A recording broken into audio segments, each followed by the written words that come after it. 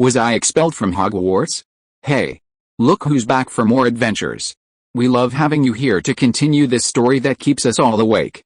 Important note, all of this is pure fiction. So don't try any techniques you hear here in real life, your neighbor might call the cops. This amazing novel and all its rights belong to the original author. We're just the ones giving it voice and drama. Are you enjoying the show? Prove it by subscribing to our YouTube channel and leaving that like that motivates us so much. And if you want VIP access to exclusive content, our Patreon is waiting with things you won't find anywhere else. Chapter 601 Mudfish Dragon and Ghost Grass. Deep within the Forbidden Forest, the blue bear beast, like an ape, scrambled through the dense woods. It would grab a thick branch, swing towards another large tree nearby, repeating this leaping motion at astonishing speed. A large wooden chair was placed on the blue bear beast's broad back, where Rolf and Sherry sat, enjoying the mountain breeze and admiring the surrounding verdant peaks and the rustling of the forest. Suddenly, they heard the sound of flapping wings. Sherry looked up and saw a magical artifact, no bigger than a walnut, with silver wings, flying over and circling Rolf. A monitor, Sherry asked. What's it doing? It's probably confirming my identity. Rolf waved at the monitor and explained softly, my original monitor broke during the battle with the rock thief dragon. This is probably a replacement from the Ministry of Magic. After the monitor confirmed his identity, Rolf raised his wand and turned it off. It was lunchtime, and the students should all be back in the auditorium for lunch, so there was no need for it to keep watching them. With this thing around, Rolf couldn't really get close to Sherry and discuss their competition strategies. Of course, they were eating lunch, but the food was simple: honey, wild berries, fruit juice, and a few apples gathered in the Forbidden Forest. They had eaten a lot for breakfast and weren't too hungry yet, so they didn't bother making a proper lunch. The blue bear beast quickly crossed the dense forest and stopped before a patch of peat-rich, greenish-brown land. It was a large swamp, covered with wild grass and shrubs, looking lush and green, but actually fraught with danger. The greatest danger came from the swamp itself. Some of the ground looked solid, but if you stepped into it, you would sink in. In addition, there were mosquitoes, venomous snakes, and leeches, all extremely deadly. The ghost grass was in the swamp, one of the 3 items the warriors had to collect. Although Rolf didn't know what it was for, he had to take Sherry inside. This is a potion I hastily concocted using mint, willow sap, and rock rat bile, Rolf said, pulling a small wooden bottle from his pocket and shaking it. I'll put a few drops on your arm to protect against mosquitoes and leeches in the swamp. Shirley hummed in agreement, pulled up her sleeve, and stretched her arm out in front of Rolf. He opened the bottle, lightly touched the oily liquid with his fingertips, and gently applied it to the girl's fair skin. Shirley smelled the pungent mint scent and felt a slight burning sensation, which subsided slightly, leaving a strangely refreshing coolness. After applying the liquid, Rolf put away the bottle and patted the blue bear beast's head, saying, "You're too big, you'll easily sink into the swamp. Just stay here." He then looked at Shirley and suggested, "Walking is dangerous for both of us. I'll carry you and fine." The girl with the ponytail naturally agreed. She stood up, climbed onto Rolf's back, and wrapped her arms around his neck. The boy hoisted her, who wasn't heavy, onto his back, and his figure soared like a rainbow, flying towards the depths of the swamp.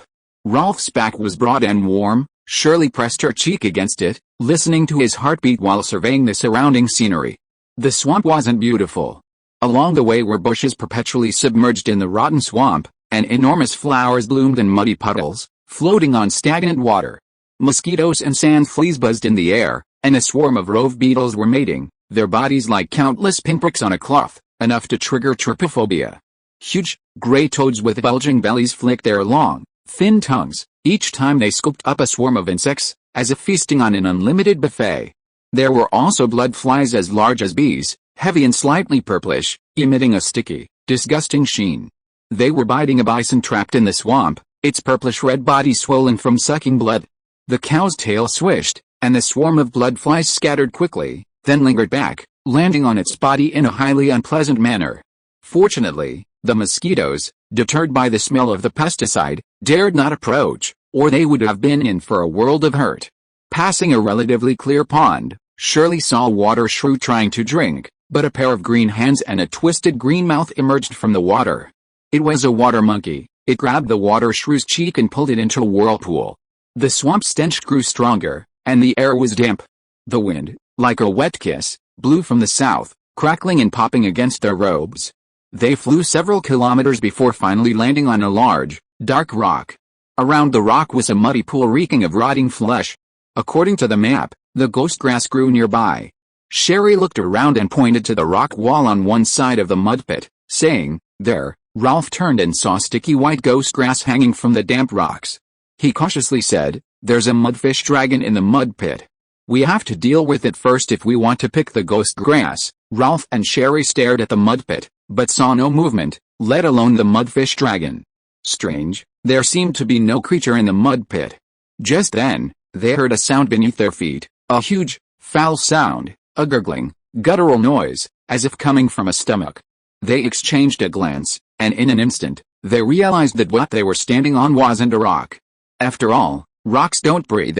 So what they were standing on could only be a mudfish dragon. Ralph immediately picked up Sherry and flew into the sky, and the giant rock they had just been standing on began to rise.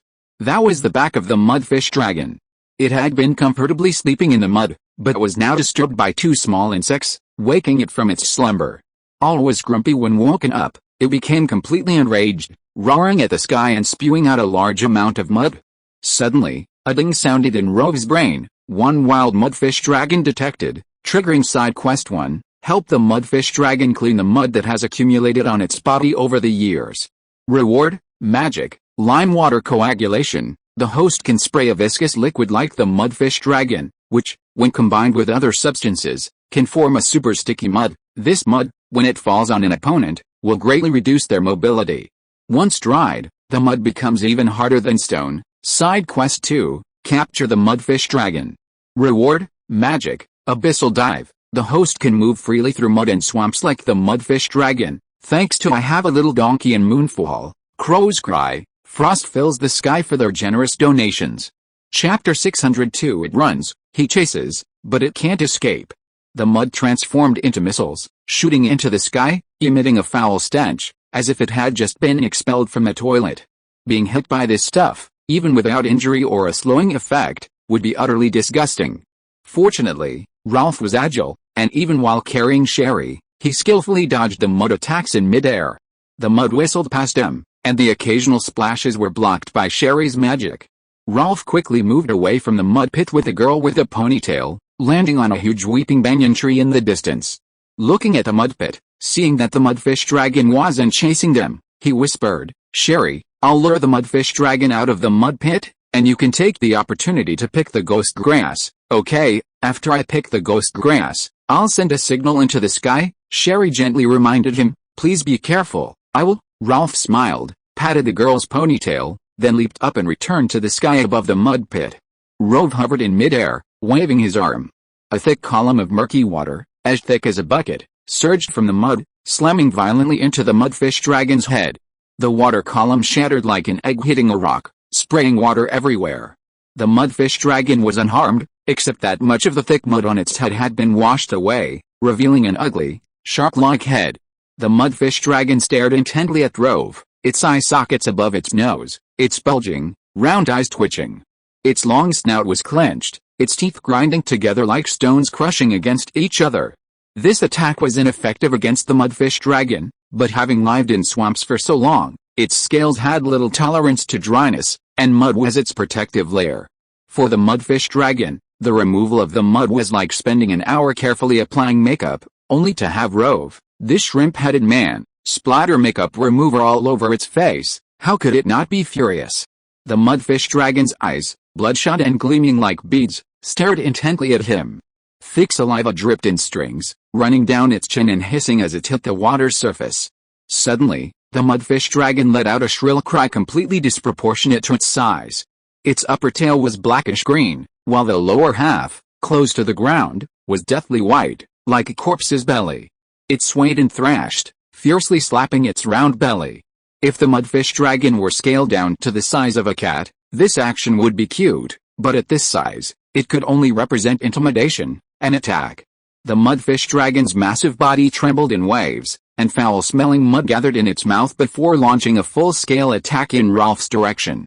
From a distance, it looked like a mud torrential downpour from the ground to the sky. Ralph hovered in midair, not dodging. Since completely taming Norbur and gaining its dragon breath, he had become extremely adept at vomiting. It's just a mutual vomiting. Who's afraid of who? Rolf first leaned back tactically, then inhaled sharply. His throat brightened, like lava. Dragon's breath, a golden flame erupted from the boy's mouth, spinning as it hurtled towards the incoming mud. The mud was engulfed by the flames, hissing in the sky and releasing a white mist that obscured visibility. The mud quickly solidified into lumps harder than stone. As the smoke cleared, a group of mud balls enveloped in flames, pulled by gravity, plummeted down with a blast of air, crashing into the mud pit. The students, returning to the Quidditch arena after lunch break, witnessed this astonishing scene. The sight was so breathtaking that everyone stared at it without blinking. Scamander encountered that mudfish dragon. He probably wanted to get the ghost grass. Hiccup, hiccup. Ludo, probably having eaten too much at lunch, was now hiccuping uncontrollably. Swinton and Scamander have separated, one standing alone on a weeping fig tree. Looks like they were going to split up. That's a good tactic. Oh my god, what's that? A meteorite. Ludo's hiccups instantly subsided in shock. Staring at the meteorite falling from the sky, he couldn't help but question his existence. Normal students' battle scenes are all about expel your weapon and fainting, so why does it all fall apart with Scamander? The mudfish dragon, seeing the fireball falling from the sky, also felt a sudden sense of crisis. If it stayed in the mud, it would probably be smashed into mincemeat. It immediately crawled out of the mud, its short forelegs claws tearing through reeds and weeds, leaving dark mud pits that were instantly submerged. The mudfish dragon escaped the mud, and Rolf relentlessly chased after it. Sherry, who saw this from afar, was also clearly stunned. What happened to the lure? Okay, Rove has redefined what top-tier seduction is. The swamp is full of mud, making it difficult for anyone to move around, but the mudfish dragon moves nimbly and swiftly through the mud like a mermaid in a lake. However, Rove, who has air superiority, doesn't intend to hide it. He just wants to drive it to the beaver dam on the north side of the swamp. A beaver dam is formed by beavers using their logging skills to pile up large amounts of trees to block streams, thus creating a dam. After the beaver dam fills up with water, it raises the groundwater level on both sides of the river, turning the land into wetlands, which is why this swamp exists. Rove wants to complete the system's task of cleaning the mudfish dragon, which requires a large amount of clean water. He certainly doesn't have the magic to create enough water to clean the mudfish dragon, so he can only rely on the beaver dam in the swamp. And so, everyone within the magical curtain witnessed this scene. Ralph, in midair, chased after the mudfish dragon, launching fireballs. The mudfish dragon, writhing and swaying like an eel, glided through the mud, dodging the fireballs as it made its way north. It fled. He chased, neither able to escape. Further away, 3 students from Boxburtons also lined up and ventured into the swamp, hoping to find the ghost grass. They had been struggling through the mud when they suddenly saw the fireballs in the sky and heard the sounds of fierce fighting. They tried to get closer to see what was happening, but as soon as they approached, they were struck by 3 clumps of mud falling from the sky. The 3 were already covered in mud, so they didn't pay much attention, simply cleaning themselves off. But once the mud solidified, they were like statues, completely immobilized. Seeing this, Maxim couldn't help but curse under his breath. Why are you all going to join the fight between Rov and the mudfish dragon? Aren't you afraid of dying? Finally, the mudfish dragon reached the vicinity of the beaver dam. It plunged into the water, creating a muddy hole and splashing water everywhere. The once clear water became almost murky, like someone who hadn't bathed in years entering a bathtub. On the bank of the beaver dam, the lumberjack beaver was diligently gnawing at trees. It had chewed 2 deep grooves into a tree, and after the tree fell, it used its mouth to bite the bottom of the branch, twisted it onto its shoulder, and dragged the branch along. The beaver, dragging its dinner, finally arrived at its doorstep, only to see a scene that made it question its very existence. Its home had become a stinking ditch. Chapter 603 Sherry, let's go camping tonight. Bathing an animal is no easy task, a sentiment that will resonate strongly with anyone who has ever owned a cat. If a small animal like a cat is so difficult to care for, then a mudfish dragon, hundreds of times its size, is even more challenging. Even after Rove herded the mudfish dragon into the beaver dam, it still faced fierce resistance. The more it resisted, the more excited Rove became. He even resorted to binding, whipping, and lashing to finally subdue the creature. In short, bathing the mudfish dragon was a painful process for both sides. Of course, The beaver family living there suffered even more. The four of them had once lived a carefree and happy life, but then the lake in front of their house became a stinking ditch, and their Lakeview house was destroyed by the mudfish dragon's bottom, a truly tragic situation. Therefore, after cleaning the mudfish dragon, the boy didn't rush to leave but stayed to clean up the mess. When Shirley arrived at the beaver dam, she saw Rove squatting on a pile of trees floating on the river, chatting with two small beavers. After Shirley appeared, the slightly larger beaver, highly alert, immediately jumped into the water with a splash. Seeing her younger brother still foolishly clinging to the branch, not following her down, she bit his tail hard, dragging him into the water as well. However, the two little ones didn't dive to the bottom. Instead, they surfaced together, secretly observing Shirley with their small eyes. The girl with the ponytail walked to the boy's side and asked suspiciously, "Luofu, what are you doing here? That mudfish dragon destroyed the beaver dam, and I'm repairing it," Luofu said, pointing to the two little beavers. "They're the overseers." A beaver dam is a special reservoir formed by beavers stacking saplings, branches, or tops in a riverbed. Like dams built by humans, these reservoirs store large amounts of river water. Once the dam collapses, it causes flooding, damaging the downstream ecosystem. As the instigator, Luofu couldn't let the flood continue. He had to take on the responsibility of repairing it. "Did you get it?" Ralph asked. Shara gave a soft took a handful of white plants from her pocket, and handed them to Ralph, saying gently, "I picked a lot of ghost grass. When we see Hermione and Fleur later, we can share some with them so they don't have to go through the trouble of coming over." Ralph took the ghost grass, looked up at Sherry, and said, "We probably won't have time to look for them today." Sherry glanced at the sky and asked doubtfully, "Isn't it still early?" "It is early." Ralph picked up a branch and stuck it firmly into the water, explaining, "But I have to repair the dam and help the beaver family repair their nest. By the time I finish these things, it will probably be evening. We also need to collect dragon glass before looking for Hermione and Fleur. We might be busy until late at night. How about we go tomorrow morning?" "What do you think?" Sherry paused for a moment and said, "You mean, we're going to camp here tonight?" "Yes," Ralph nodded. The girl with the ponytail's eyes lit up. "Just the two of us?" "Yeah," Ralph smiled. "But I didn't bring much. I thought the competition would end during the day, so I didn't plan to spend the night here. I left my suitcase with Margaret." "It's okay." Sherry's bright, sparkling eyes widened. She tugged at Ralph's sleeve, her expression radiant. "There's wood everywhere here. It's okay if we didn't bring a suitcase. We can build our own temporary shelter." "Oh, right. I also brought toiletries and clean clothes." Sherry raised her wallet, made from the skin of a shape-shifting lizard, and said with a touch of pride, "Including your clothes too." "How come you still have my clothes?" Ralph asked, surprised. "Have you forgotten?" Sherry smiled and stuck out her tongue. "During the summer vacation, you stayed at the nunnery for a few days.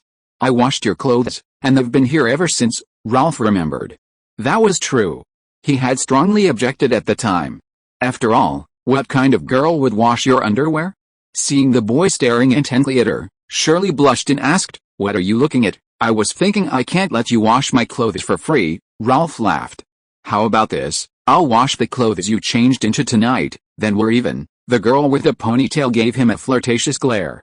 "Don't even think about it." Seeing Ralph about to say something, the shy Shirley quickly stood up and said, "I'm going to build the shelter now. I can't talk to you anymore." She took 3 or 4 steps, then suddenly remembered something, turned back, and blinked, saying, "Oh, right, Ralph, I saw a flock of wild ducks when I passed a depression just now." Ralph smiled knowingly and said, "Once I finish repairing the dam, I'll catch the fattest wild duck and make you roast duck tonight." Shirley's eyes crinkled into crescent moons as she ran lightly and cheerfully into the distance to find a place to build the shelter that night.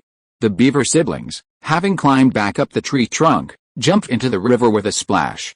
Ralph smirked and said, "We're not going to eat you too. What are you afraid of?" When Ralph and Sherry chatted, they used magic to mute their voices. The Quidditch students could only see them laughing and talking, but couldn't understand what they were saying. But as Sherry cleared fallen leaves and collected dead branches in the woods, Ludo gradually came to his senses and asked, "Swinton looks like she's preparing to build a shelter. Are she and Scamander going to stay overnight? But it's only 3 in the afternoon. If they hurry, they can definitely collect the dragon crystals before evening and complete the first task first." That would be much faster than the other champions, and they'd get a lot more points. Isn't this more important than camping? How can they just give up such a great advantage? Ludo's tone was very anxious, like a gambling addict. Hearing Ludo's words, the students also chattered amongst themselves, like a swarm of bees buzzing. Both Ralph and Sherry had many admirers at Hogwarts. Seeing them camping together in the middle of nowhere, alone together, made the students green with envy.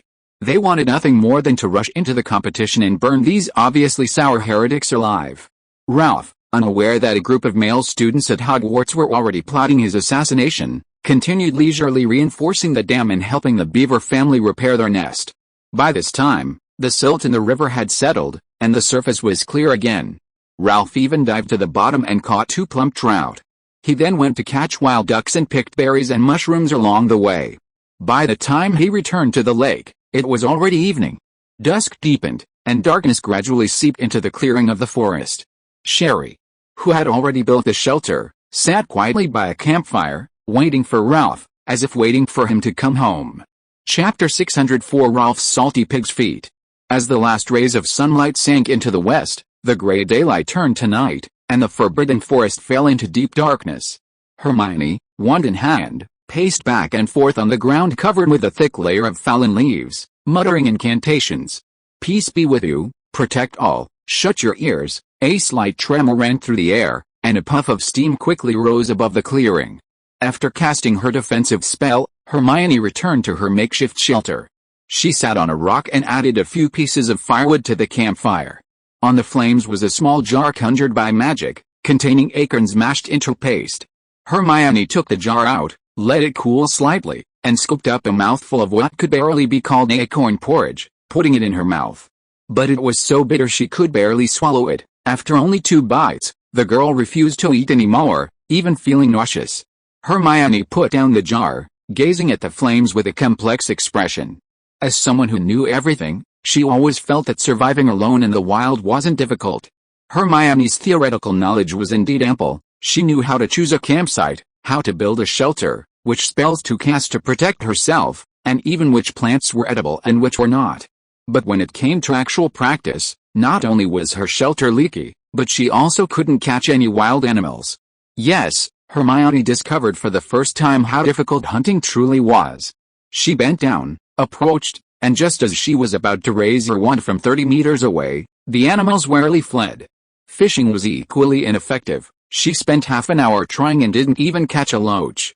When she finally caught a pheasant, she burned it, and the acorn porridge she made was practically inedible.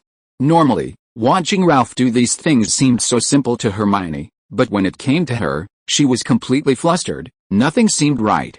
Clutching a golden egg, Hermione lay in her shelter. She would go to the nearby volcano the next morning to search for Dragonglass.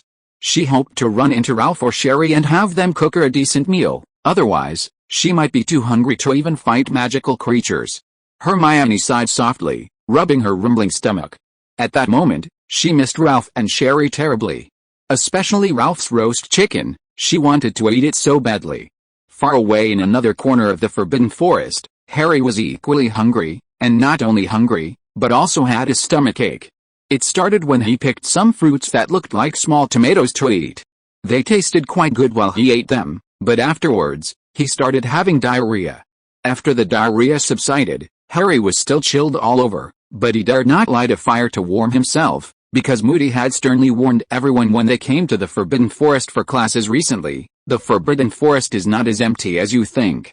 You cannot imagine what light can bring from the darkness. To ensure his safety, Harry even rode on a firebolt, hovering in midair, intending to sleep like that.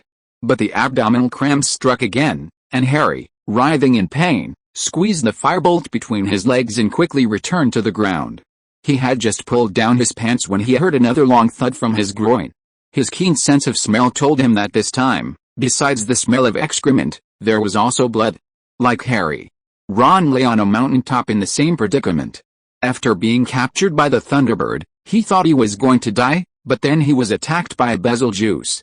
The good news was that the 2 magical creatures were fighting, and the Thunderbird, unable to spare Ron, threw him off a mountaintop, saving his life. The bad news was that there was no way down, and Ron had no distress flares, leaving him trapped on the mountaintop. Ron endured a day, but dared not sleep at night because the mountain top was small and the ground sloping to one side. Ron dared not close his eyes, fearing he would fall off the cliff while asleep. Compared to the others, Ron, who had come to his faithful backyard, seemed much more relaxed and comfortable. He sat by the campfire, gently turning the grill. A wild duck sat skewered on a roasting fork, its golden, wrinkled skin sizzling with oil, emitting a mouth-watering aroma. Rolf tore off a duck leg and handed it to the ponytail-wearing girl. Sherry, warning, be careful, it's hot. Hungry Sherry grunted in agreement, took the fragrant duck leg, gently blew on it, and then took a bite. She smiled brightly and exclaimed, delicious. Rolf smiled, tore off a piece of the golden, oily duck leg, and savored it slowly. After finishing the wild duck, the two sat by the fire and drank a cup of pine nut tea. Though the taste was so-so, they made the best of it. After finishing their tea, Sherry went to boil water for washing up that evening, while Rolf took out the rock thief dragon egg to repair it. He didn't have any bone spirit with him, so he could only disinfect the egg with a potion before applying magical tape. Shirley quickly boiled water, calling out Rov's name. He responded with a soft yes, put down the dragon egg, and got up to walk towards the river. Shirley boiled a large basin of water, steam rising around them.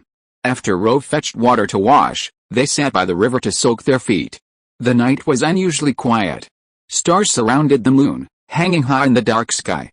Moonlight rippled on the river's surface, and a north wind blew, causing the ripples to dance like playful children chasing each other. At that moment, Shirley felt as if the whole world consisted only of her and Rove. She gazed into the distance, lost in thought, and murmured, so beautiful. Yes, Rove replied, clasping his hands behind his head, leaning back in his chair, and stretching his legs out, placing his feet in the basin of hot water. Shirley suddenly widened her eyes and looked at Rove, her face full of confusion. What's wrong? She asked. What are you doing, soaking my feet? Shirley bit her thin lips, her pretty face slightly flushed. Then why don't you put your feet in your own basin? The water in my basin is too hot. Rove rubbed the ponytail girl's fair instep with his toes, feeling the smoothness on her feet. He smiled and said, the water in your basin is more comfortable. Rove gently played with Shirley's delicate feet with his own, and the girl's cheeks seemed to glow with the rosy dawn, making her even more charming. Shirley was aroused and felt weak all over. She could only lift her foot and gently step on the boy's instep, trying to suppress this unruly fellow. Perhaps feeling that one foot was not enough, she stepped on Rove's instep with both feet. She laughed, revealing a charming and alluring expression. The two started a water fight with their feet, ruining one basin of water before replacing it with Rolf's scalding water. After playing for a while, Shirley rested her head on the boy's shoulder and whispered, Rolf, I'm sleepy. Rolf gently hummed in agreement, stood up in the basin, and bent down to pick Shirley up. The girl with the ponytail's small, delicate feet, as white as cardamom, dangled in midair, her instep slightly upturned, her feet like crescent moons, water droplets dripping from her toes into the basin. Rolf snapped his fingers, and the water droplets instantly evaporated. He carried Shirley and flew towards the shelter. Inside the shelter, there was a wooden bed conjured by shape-shifting magic. Rolf carried Shirley to the bed, untied her ponytail, and her long, flowing red hair cascaded over her shoulders. Shirley looked up and gently kissed Rolf's cheek, then lay down on the bed and closed her eyes to sleep. Rolf gently covered her with a blanket and closed his eyes as well. In the darkness, Shirley's lips curled into a slight smile. She reached out and hugged him, resting her head on his chest. Chapter 605 Lava Dragon. At dawn, wisps of pale mist rose and spread across the plains. A blue bear beast galloped through the mist, its paws and limbs touching the ground, its speed far surpassing that of a wild horse. Ralph and Sherry sat atop the bear beast, surveying the surrounding scenery. As the sun slowly rose, the hazy mist gradually dissipated, revealing the vast plains before them. Last night, although they had slept huddled in a simple shelter, Ralph had slept quite soundly, holding the soft, fragrant Sherry. If it weren't for the beaver family next door, up early to loggers, he probably would have gone back to sleep. Looking at a map of the Forbidden Forest, Ralph suddenly frowned and said, "We need to change direction and head to the volcano." Sherry asked, puzzled, "Aren't we going to find Fleur?" Their original plan was to first find Fleur, who was closer, and then take her to the volcano. Hermione was nearby, and the four of them could work together to obtain dragon glass and complete the first competition. But Ralph suddenly changed his mind. "I just used magic to locate the gallon on Fleur's body," Ralph explained. "She started moving east, probably towards the volcano." "We can just go there," Sherry nodded. Since Fleur was going to the volcano, they wouldn't need to take the long way to pick her up. Ralph abruptly pulled the rope binding the blue bear and ordered, "Eastward." The blue bear quickly stopped, its claws and feet carving furrows in the ground before turning and running east. After breakfast, the Quidditch arena was once again filled with students. Yesterday's matches had thrilled them, leaving them in high spirits. Even at night, a group of students secretly slipped out of their dorms to watch the matches. However, the professors had anticipated this and were waiting outside, catching many students who were out late and deducting a lot of house points. Everyone sat in their chairs, whispering among themselves, all wondering how many warriors were left after the night. After a day and a night of competition, 4 champions have been eliminated, the announcer, Ludo Bagman, amplified his voice, echoing throughout the Quidditch arena. Coincidentally, all 4 students are champions from Boxbuttons. Many students chuckled, while Madame Maxim, sitting in the judge's box, frowned, clearly displeased. Indeed, only 4 champions had been eliminated so far, all from Boxbuttons. One student encountered Durmstrang's Polyaco, Lucas, and Kuhn, forcing him to use a distress flare. 3 other students, searching for the ghost grass, were caught in the battle between Rolf and the Mudfish Dragon, struck by the Mudfish Dragon's mud and rendered immobile, ultimately forced to withdraw. 4 out of 5 were gone, while no champions from other schools had yet dropped out, a fact that greatly embarrassed Maxim. "Fleur Delacour is now Boxbuttons' only remaining champion," Ludo announced loudly, gazing at the magical curtain. "She had been lost in the cave all day yesterday, only finding the copper dragon and obtaining the golden egg late at night. She seems a bit sleep-deprived, but she left the cave early, seemingly preparing to head to the volcano. While Boxbuttons is in dire straits, the other schools aren't faring much better." Ludo paused, then continued, "Polyaco and Lucas of Durmstrang encountered Scamander yesterday and were severely injured, rendered immobile. They don't have any distress flares and can only endure the perilous Forbidden Forest.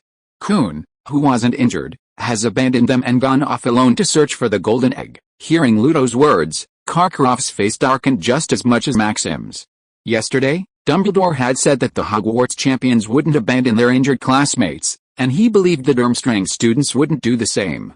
Kuhn had proven him wrong. However, the only good news was that Kuhn had cast some defensive magic on them before leaving. Krum used an avalanche to trap the Great Snowman Rabbit and obtain the golden egg from it. "He's now approaching the swamp, intending to search for the ghost grass," Ludo said. Upon hearing Krum's name, his fans screamed and cheered, forcing Ludo to raise his voice. "Harry has appeared in the territory of the Romanian horned dragons. He has fire bolts. As long as we lure the horned dragons out of their lair, getting the golden egg shouldn't be a problem." But seeing him clutching his stomach, "Did he eat something bad?" "Ron Weasley is in a bad situation. He broke his leg and is trapped on the mountain top. He looks very bad and is at risk of hypothermia." Ludo was very worried about Arthur's youngest son, but Arthur had 6 sons.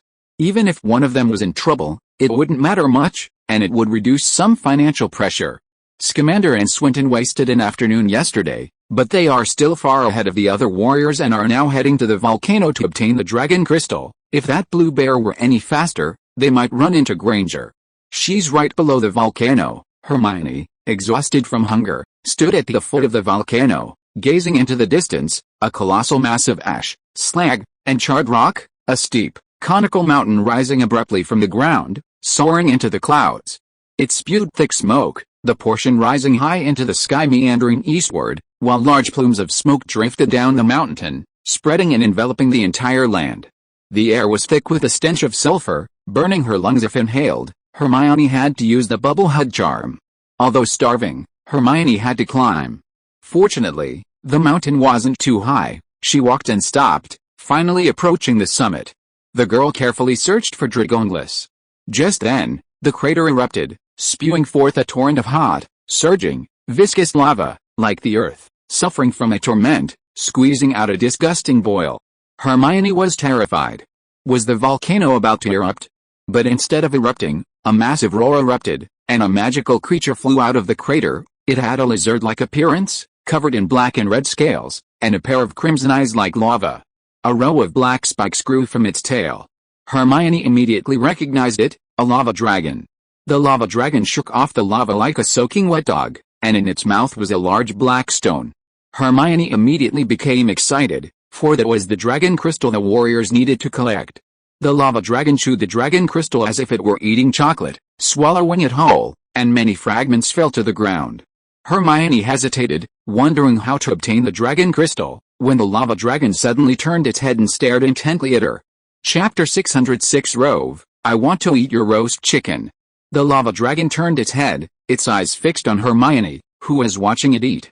Its molten lava eyes gleamed crimson. Stared at by a dragon over 10 meters long, Hermione's lips tightened, a tension bordering on fear rising within her. However, she wasn't frightened away. Instead, she gripped her wand tightly, her body taut like a bowstring, completely focused on the lava dragon. The lava dragon stretched its long neck, covered in black scales, and opened its mouth, revealing sharp teeth. Smoke swirled between those black teeth, as if it were about to spew flames at any moment. Hermione immediately raised her wand, aimed it at the lava dragon, and shouted, "Eye-piercing charm." The eye-piercing charm struck the lava dragon precisely in the eye, eliciting a sharp, hoarse, and painful cry. Having been trained by Ralph for several days, Hermione didn't stand still foolishly. She suddenly lunged sideways, rolling away into the distance. Sure enough, the next second, a large pool of molten liquid spewed from the lava dragon's mouth, covering the spot where she had just stood. Hermione stood up, turned her head to look, and couldn't help but feel a chill run down her spine. The lava dragon wasn't spewing flames, but a huge ball of scorching lava. The lava was translucent, like molten red agate, both beautiful and terrifying. Hermione turned and ran immediately, without hesitation for even half a second. Compared to collecting dragon crystals, her life was more important. The lava dragon had been hit in the eye by the eye curse, and not only was it in pain, it couldn't see anything. At this moment, its only thought was to find the damned little thief that attacked it, and burn it to death. The lava dragon soared into the air, flapping its wings. Unable to see, it immediately activated its indiscriminate berserk mode. It let out a thunderous roar, then stretched its neck and spewed out a large amount of furnace-like lava, illuminating the entire volcano. Hermione, running downhill, heard a whooshing sound in the air. She immediately turned and saw a mass of lava hurtling towards her. Without stopping, the girl raised her wand, pointed it at the sky, and shouted, "Protect yourself." An invisible wall instantly blocked the lava, but the intense heat of the armor charm made it hiss like water dripping onto hot iron. Hermione quickened her pace, only to find a row of bushes ahead covered in lava and already ablaze. She had no choice but to turn and rush eastward. But lava was also raining down to the east, so she swerved back and ran west. Hermione thus circled and dodged the rain of lava as she ran downhill. Unfortunately, she didn't reach the foot of the mountain. Instead, she was trapped on a large rock. Before Hermione was a river, but instead of flowing water, it was a fiery red lava. She was surrounded by lava. Hermione stood helplessly on the boulder, like a small boat adrift in a raging storm, constantly in danger of capsizing. She used clear spring to spray water onto the lava, but due to the limited amount of water, it rapidly decomposed under the intense heat, releasing oxygen and becoming a flammable agent, nearly setting her sleeves ablaze. Hermione had no choice but to sit on the rock, staring at the lava river before her, frantically searching for a way to save herself. As the temperature rose, the lava's color would change from red to orange to golden yellow. And when the temperature reached over 1,100 degrees Celsius, the lava would resemble platinum. The good news was that the lava before her was only dark red, indicating a relatively low temperature of only 400 or 500 degrees Celsius, meaning the solidification and hardening process would be very rapid. The bad news was that even at its fastest, it would take several hours for the molten lava to cool into rock. And before the lava cooled, the lava dragon would have already regained its side and found her. Even if it couldn't find her, Hermione would still die from the heat. The scalding lava bubbled and boiled, steaming and swirling, turning the ground into a giant oven. Enveloped in the heat, Hermione struggled to breathe, feeling the moisture in her body rapidly evaporating. The atmosphere in the Quidditch arena tensed instantly. The students, staring at Hermione behind the magical veil, held their breath. Hermione Granger is trapped in the lava. Once the lava dragon recovers, she'll be in danger. Staying too long, the surrounding heat will be enough to kill her, Ludo shouted. Granger might use a distress flare, which means forfeiting the match, but it's the best solution right now, to give up or to persevere? That was the question. Hermione sat on the increasingly hot stone, feeling lost and helpless. She didn't want to give up, but it seemed this was truly the end. Just as Hermione was about to pull out her distress flare, she faintly heard a familiar shout. She looked up and froze. Sherry was standing on the opposite bank, calling out to her, while someone glided across the lava river with an indescribable lightness and grace. Hermione pursed her lips, gazing intently at Ralph rushing towards her. Ralph leaped across the lava, landing on rock. Looking at the dust-covered, disheveled girl, he asked with concern, "Hermione, are you alright?" Hermione didn't speak, only wiping her cheeks with her sleeve. "Why are you crying?" Ralph asked softly. "No, I'm not." Hermione wiped away her snot and tears haphazardly, raising her chin and huffing. "It's too hot, that's sweat." Ralph smiled and said gently, "Sorry I'm late. Come on, I'll take you across." The boy put his arm around Hermione's waist, whispered "lift," and carried her to the distant bank. After landing, Sherry came over and, seeing Hermione covered in sweat, immediately and considerately handed her a chilled water bottle. Hermione took the water bottle, brought it to her lips, and a stream of cool water slowly poured into her mouth, sending a refreshing sensation through her body. Hermione sat on the ground, drinking large gulps of the cool water. Once she had recovered somewhat, Ralph asked, "What happened here?" "Did a volcano erupt?" "No, it was a lava dragon," Hermione explained. "When I went to look for dragon crystals, I encountered it, and then I hit its eye with an eye disease charm, and it started spewing lava everywhere." Ralph nodded and asked, "So, you haven't gotten the dragon crystals yet?" Hermione shook her head. "That's perfect. Rest a little longer, and I'll take you to get the dragon crystals," Ralph said. Hermione nodded, then asked somewhat sheepishly, "Sherry, is there anything to eat? Are you very hungry?" Sherry asked, surprised. "Yes." Hermione rubbed her stomach, her face contorted with worry. "I haven't eaten much for almost a day and a night, and I'm so hungry. Ralph, I want some roast chicken." If you are listening to this novel on a channel other than Fanfic World, it means it was downloaded and re-uploaded without effort. We warmly invite you to visit our channel, Fanfic World. There you will find the original version of this story and many other novels of various genres. We look forward to seeing you dive into a world of incredible novels. Chapter 607 Lava Dragon Brand Beggar's Chicken. The Forbidden Forest wasn't devoid of pheasants, in fact, it was teeming with them. But in such a rush, Ralph certainly couldn't get any. So, roast chicken was out of the question. Sherry did have some wild berries and honey with her, a meager substitute for roast chicken to stave off Hermione's hunger. While Hermione was eating breakfast, they met Fleur. Fleur climbed the mountain path, her heart pounding with fear at the sight of lava all around. Halfway up, she was startled by the sudden appearance of three people. "Ralph, what are you doing here?" "To obtain dragon crystals." Ralph looked at the travel-worn and exhausted Fleur and asked, "Didn't you sleep well last night?" "Not at all," Fleur sighed softly.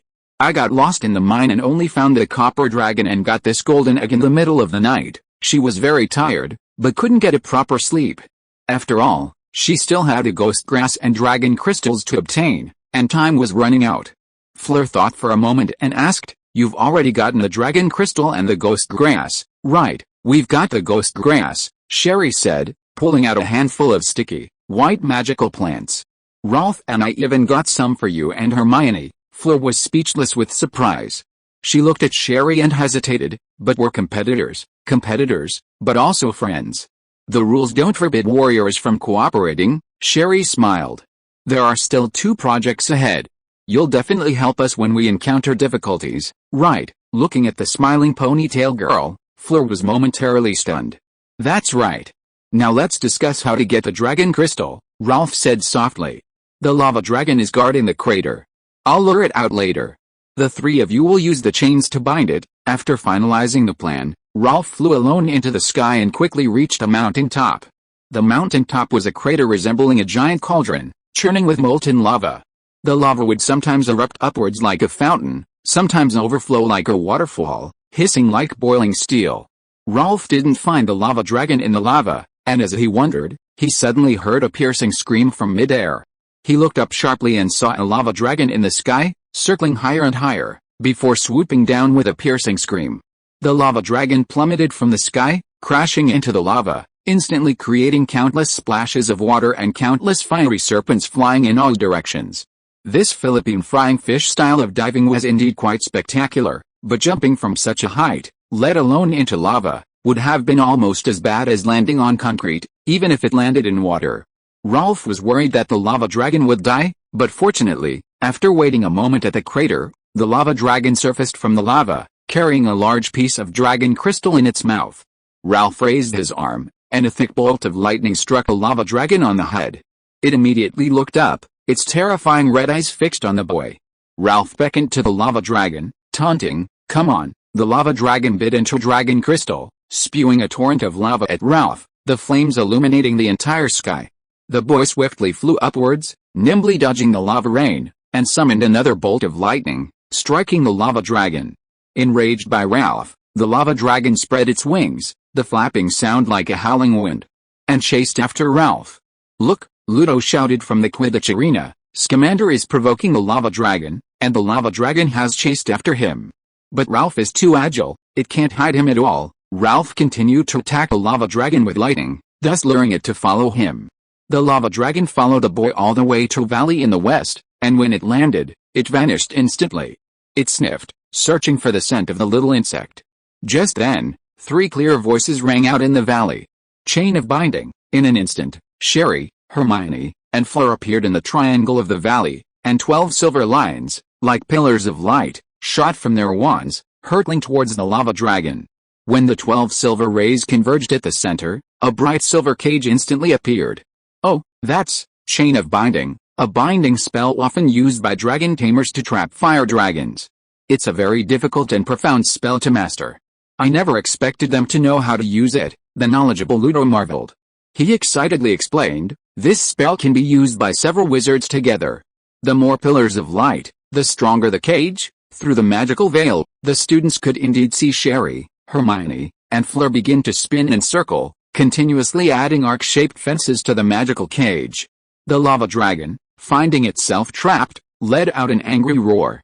The deep, short, powerful sound resonated and echoed through the valley, amplifying its rage.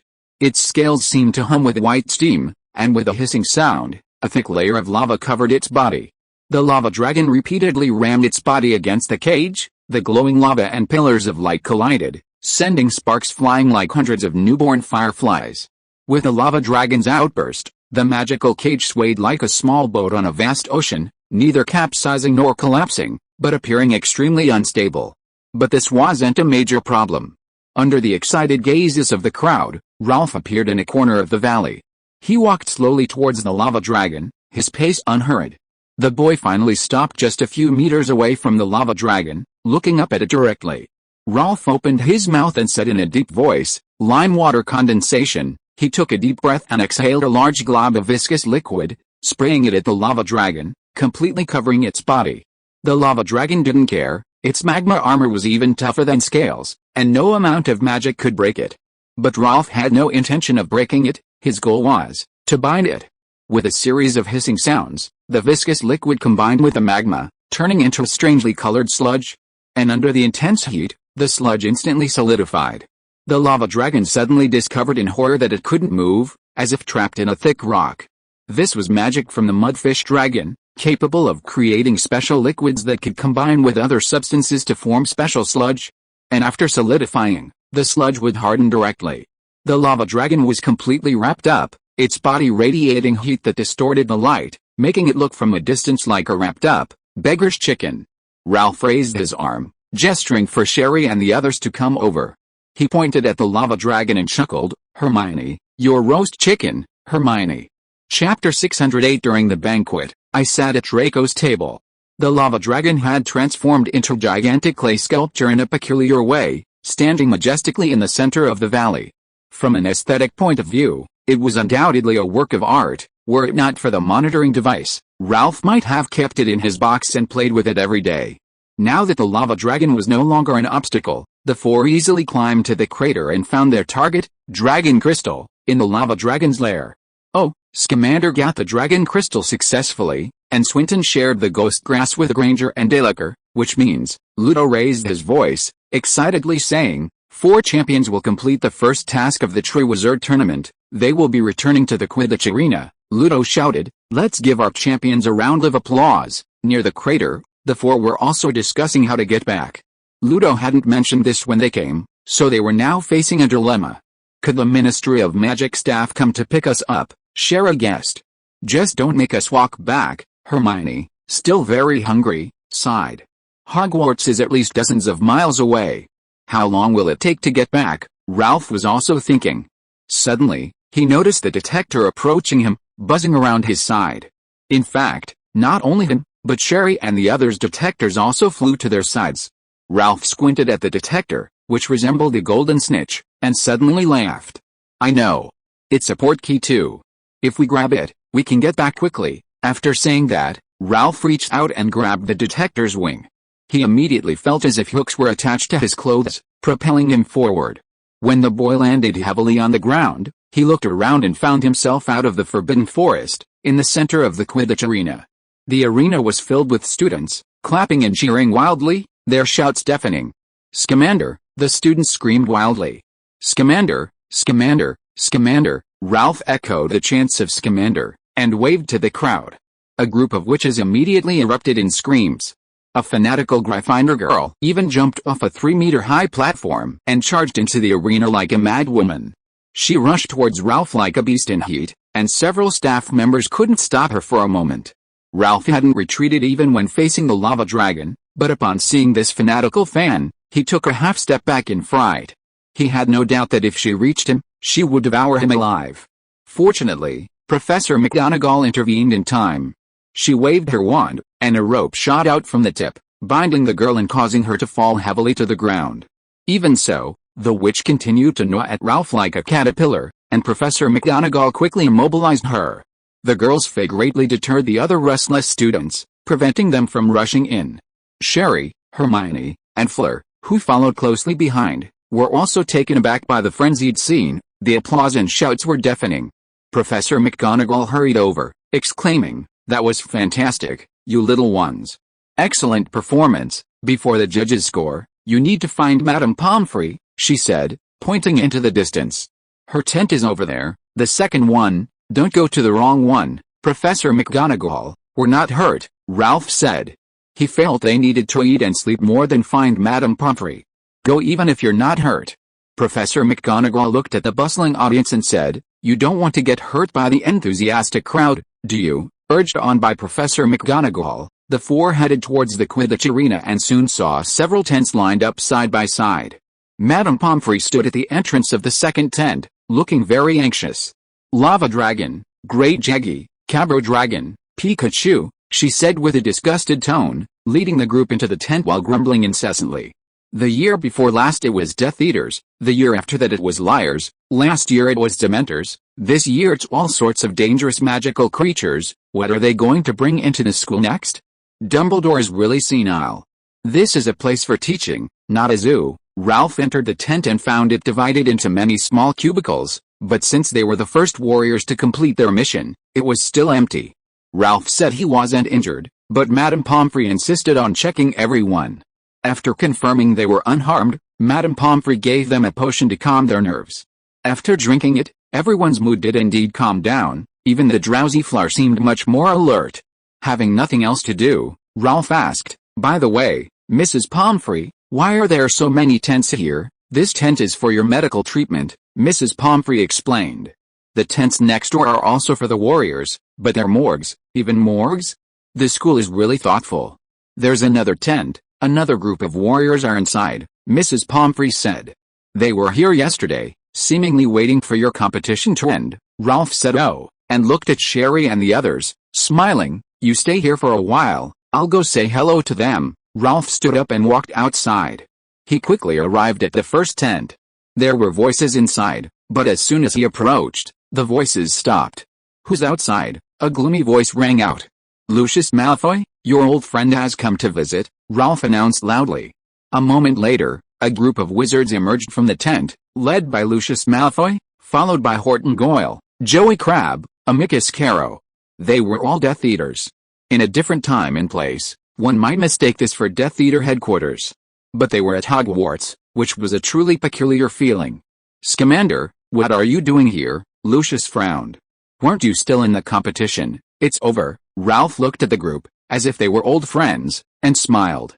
"I heard you were here, so I came to see. After our competition, it'll be your turn." "How are your preparations?" Lucius's face darkened. "Is that all you wanted to say?" "There's more." Ralph smiled and pulled a galleon from his pocket, tossing it high into the air to Malfoy. Malfoy asked, "What's this?" The boy smiled broadly, but his eyes were icy as he said, "It's the money for the banquet at Malfoy Manor. If it's not enough, I can owe you for now, and then, I'll sit at Draco's table." Chapter 609 The Death Eater's Achilles Heel. After Ralph left, the Death Eaters remained standing there, their faces grim. Since becoming Death Eaters, although they had been humiliated and tormented by Voldemort, forced to call him master and lick his toes, once outside the Dark Lord's sight, they became someone else's masters. In a place like Nocturne Alley, the dark mark on their arms glowed. That was true royalty. They were always the ones intimidating others, never the other way around. Now, being cornered at the door and threatened, by a mere 14-year-old wizard, was an utter disgrace. Amicus Carroll was enraged. He raised his wand, aiming it at the retreating Ralph. Malfoy, startled, shouted, "Amicus, what are you doing, teaching this brat a lesson?" "Of course," Amicus snapped. "Who does he think he is, daring to talk to me like that?" Malfoy stared at Amicus, whose face was ugly, small eyes with huge bags under highbrow bones, a large nose covered in pimples, and oily, sallow skin. It was a fierce, volatile face, and Amicus himself certainly lived up to that. So Malfoy immediately gripped his wand tightly, saying in a deep voice, "Don't be impulsive, don't worry, I won't kill Scamander, it's just a curse," Amicus said coldly. "It's a small punishment, to teach him respect." Amicus tried to pull his wand back, but seeing Malfoy still holding on tightly, he coldly glanced at him and asked, "What, you want to protect Scamander?" "No, you misunderstand," Malfoy said expressionlessly, still holding on. "I want to protect you, and of course, myself." Everyone looked at Malfoy with suspicion. Amicus's sister, Alexius, said thoughtfully, "Lucius, are you afraid Dumbledore will attack us?" "Why would Dumbledore himself need to attack?" Malfoy sneered. "Your brother is no match for Scamander. Attacking him will only bring shame upon himself. If we further anger him, making the Triwizard Tournament much more difficult, it will be detrimental to all of us." Malfoy certainly didn't want to enter the arena only to see Scamander riding a fire-breathing dragon above him, just like that night at the Quidditch World Cup. That would be a nightmare repeating itself. Hearing Malfoy's words, Amicus sneered, "Lucius, are you intimidated by Scamander's bizarre rumors, capturing Peter Pettigrew, rescuing the floating dragon ship, saving many spectators from magical creatures during the World Cup final? Impressive?" Amicus exaggeratedly said, "I admit, for someone his age to do these things is indeed impressive, but combat is a completely different matter. There's no fancy stuff, no clever tricks. I've survived the wizarding wars, and I don't believe a 14-year-old wizard could be my match. Whether you believe it or not is up to you." Malfoy, seeing Scamander disappear, released his wand and looked at Amicus, saying, "I've witnessed Scamander's skills firsthand. His survival and fame are no accident. He also has many powerful magical creatures working for him. My advice to you, don't mess with him." Amicus saw Scamander disappear and sneered, "You coward, you wimp. I didn't expect even a 14-year-old student to be so afraid." "What did you say?" Malfoy drew his wand. Seeing the tension rising, Alecto immediately tried to ease it. "If Scamander is really that powerful, then find his weakness. Everyone has a weakness, why not just cut off his family's heads?" Ada Avery suggested, "and send the heads to Scamander as a warning." "You're welcome to try," Malfoy shrugged. "His parents are far away in America, which might be difficult to find, but his grandfather is in England now." "Knit Scamander." Ada Avery fell silent. He had heard the name and his story since he was very young. This wasn't a weakness, it was armor. "This won't work, that won't work, are we just going to let it go like this?" Amicus's eyes flashed with anger. "You can swallow this, but I can't." "You have to swallow it," Malfoy said. "Otherwise, why would we be here? If you're so tough, you shouldn't have come at all. Besides, Scamander has a weakness. You don't think you don't, do you?" Malfoy looked at everyone and said, "Amicus, I remember your nephew is a fifth-year student at Hogwarts, right?" Little Ada, Your daughter is a 6th-year student. I heard from Draco that she's a huge Scamander fan and even started a Scamander seminar in Slytherin. I also heard from Draco that she asked Severus in class how to make love potions. You'd better be careful, lest she bring a little Scamander home one day." Little Ada Avery was stunned. He had no idea about this. His beautiful daughter had actually become a weakness? Scamander really would do that. Hearing that his son might be in danger, Alex immediately became nervous. "Of course I would," Malfoy sighed. "To be honest, my son Draco is in the same grade as Scamander, and he was bullied by him when he first enrolled. These past few years have been agonizing. I've even considered transferring Draco to Durmstrang." The others exchanged bewildered glances, finding it utterly absurd. Damn it, who the real Death Eaters were. "Alright, let's leave it at that," Sean Nutt said impatiently. "Our main goal now is to get through the first project. We need to stick together." His tone seemed to put an end to the argument, and everyone headed towards the tent. Malfoy, Goyle, and Crabbe brought up the rear. Malfoy whispered a warning, "You two better stay away from the Carroll siblings for now." "Why?" Goyle asked. "Amicus is vain, short-tempered, and acts without thinking. He definitely won't listen to me and will cause trouble for Scamander sooner or later." Malfoy's eyes flashed coldly as he said, "He's dead. The wizards in Carlos' family are all like this, probably due to inbreeding. There are even rumors that Amicus's nephew is his son with his sister, Electo. But this is normal in pure-blood families. Which family doesn't have wizards who are related by blood?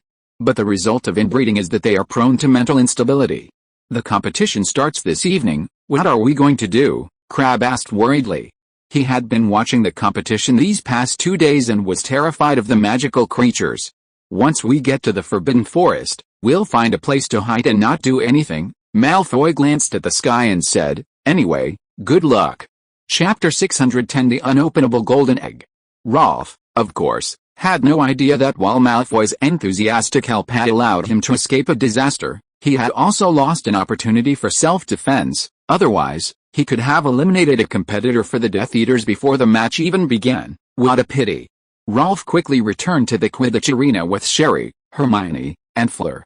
The 5 judges, including Ludo, sat in the golden chairs, ready to award each champion their score for the first event. This time, a 100-point system was used. Collecting any one of the Golden Egg, Ghost Grass, or Dragongless would earn 15 points. Champions who collected all 3 would receive an additional 5 points. The remaining 5 judges, each with 10 points, would evaluate the champion's performance and award their own scores. So, regardless of the judges' scores, Rolf and his friends were guaranteed at least 50 points. The 4 Boxburton students who withdrew yesterday, having collected nothing, would only have the judges' 50 points as their maximum. Of course, given their lackluster performance, the judges couldn't possibly give them full marks, not even high marks. Only Mrs. Maxim, against her conscience, gave them 5 points. The other judges mostly gave them 1 to 3 points. Karkaroff even gleefully gave them all zeros. Maxim smiled on the surface, but inwardly she was thinking of getting revenge when Durmstrang's students came out. "Come on, let's hurt each other." The previously noisy Quidditch arena fell silent, the students listening intently, unconsciously holding their breath. They soon saw the first judge, Mrs. Maxim, raise her wand in the air. A long, silver ribbon-like thing shot out from the wand, twisting to form a large 9. The first judge gave a 9, and applause and cheers immediately erupted from the crowd. Mrs. Maxim had originally wanted to give Ralph a full score, but seeing that he went to Sherry first during the match instead of her own Fleur, she deducted a point. Maxim pointed to her score, then stared at Ralph. "This is a slap in the face, you know?" Ralph was, of course, confused and bewildered. Maxim glared at him and pointed to the 9, as if to say. Ralph's eyes widened. Was Mrs. Maxim implying that he should sneak into her room at 9 o'clock tonight? Next was Dumbledore, who, with a smile, unabashedly spat out a 10 into the air. Dumbledore gave Ralph a perfect score, making the cheers from the audience even louder. Then Ludo Bagman also gave him a perfect score. The one-eyed director of international cooperation at the Ministry of Magic, Atoniakis, gave him a 9, which was also quite high. But when it was Karkaroff's turn, he raised his wand, paused for a moment, and then spat out a number, 4. The Quidditch arena immediately fell silent. A moment later, an even louder uproar erupted as many students roared and stood up from their chairs, their voices filled with anger. Ralph's performance was commendable. He deserved at least an 8 out of 10, if not a perfect score. Karkaroff, on the other hand, clearly gave him a low score intentionally, which naturally drew protests from the students. Some even threw things at the judging panel, and a smelly shoe nearly hit Karkaroff on the head. Although Karkaroff gave him a low score, Ralph still managed to get the highest score of 93. In comparison, Sherry only got 85 points. She got the golden egg on her own.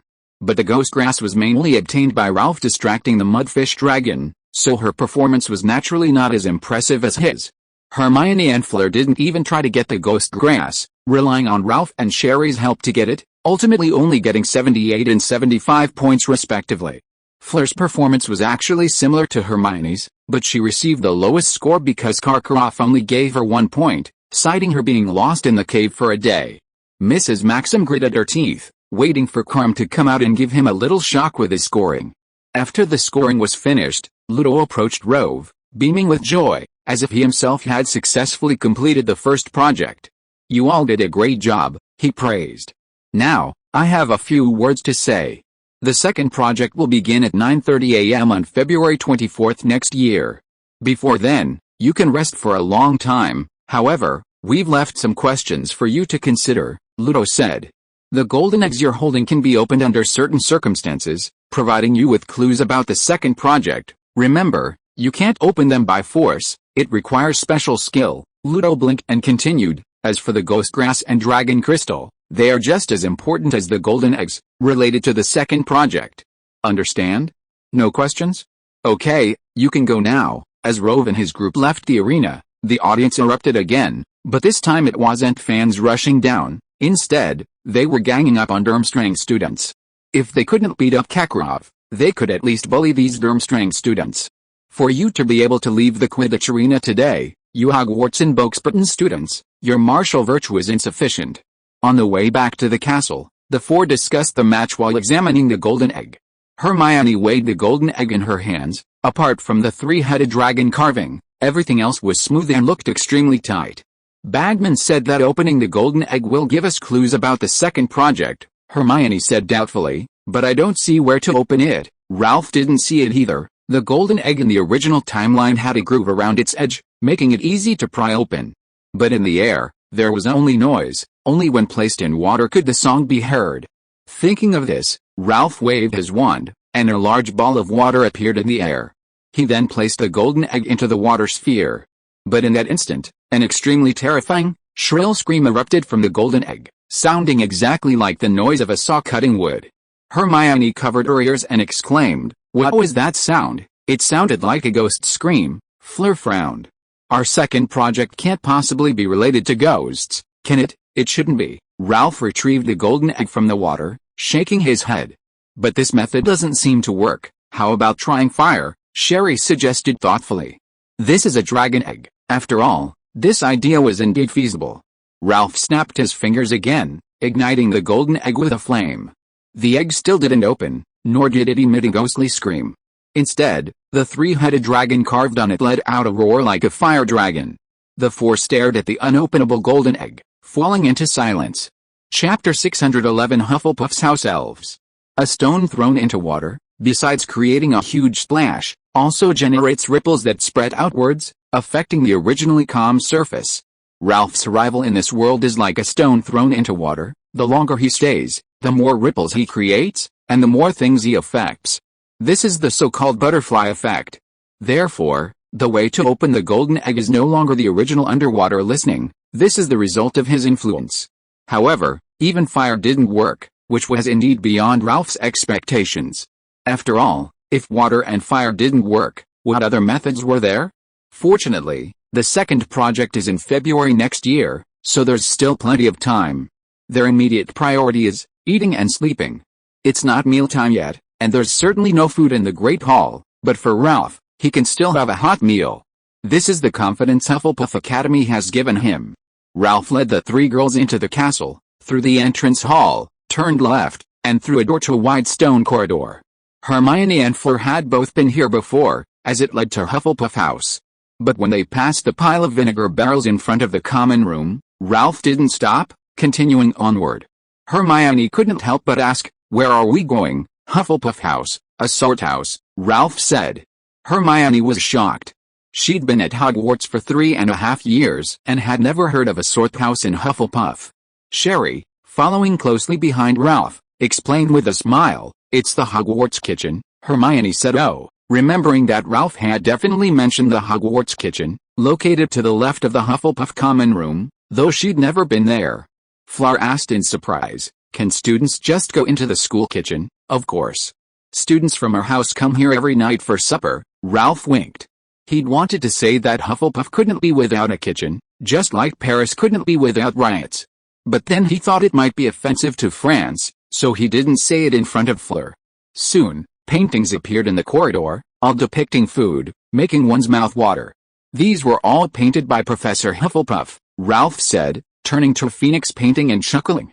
"Yes, this one's mine," Sherry smiled. For the past few months, Ralph had been showing off every time he came to the kitchen. Hermione asked incredulously, "How come your painting is hanging here?" "Excellent technique, lofty concept, and strong composition," Ralph exclaimed.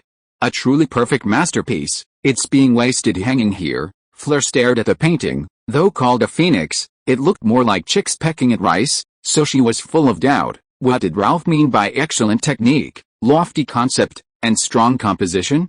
Hermione, however, quickly realized that he must have painted it 1,000 years ago, having Hufflepuff hang it here for future students to admire. Ugh, so shameless. Ralph walked to a painting of a huge silver bowl overflowing with fruit. He reached out and gently tickled a large, emerald green pear. The pear, as if tickled, wriggled and giggled, then suddenly transformed into a large green doorknob. Ralph opened the door, made a welcoming gesture, and smiled. "Welcome to Hufflepuff House, come on in." Sherry entered with practiced ease, followed closely by Hermione and Fleur. Ralph was the last to step into the kitchen, closing the door behind him. The kitchen was as large as the Great Hall, filled with gleaming pots and pans, and sparkling silverware. 4 long wooden tables were placed in the center of the room, their positions perfectly corresponding to the 4 Great Hall dining tables. Clearly, all the food was first placed here after preparation, then magically transferred to the corresponding tables in the Great Hall. Hearing that people had entered, at least 100 elves came out. Upon seeing Ralph and his companions, they all smiled broadly, bowed, and curtsied. The house elves were all dressed in the same uniform, tea towels emblazoned with Hogwarts crests. Of course, only one was an outlier. He wore a teapot-shaped hat pack on his head, adorned with a multitude of colorful badges. A horseshoe-patterned tie hung from his bare chest. He wore something resembling children's soccer shorts, and mismatched socks. His peculiar attire stood out among the house elves. Ralph recognized him as Dobby, a former Malfoy employee. The two had met 2 years prior. At that time, Ralph, having failed to find Tom's diary at Ginny's, had asked Draco to summon Dobby and inquire about its whereabouts.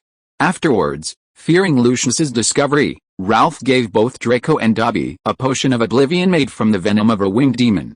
The effect seemed quite good. At least 2 years had passed, and Dobby still hadn't recognized Ralph.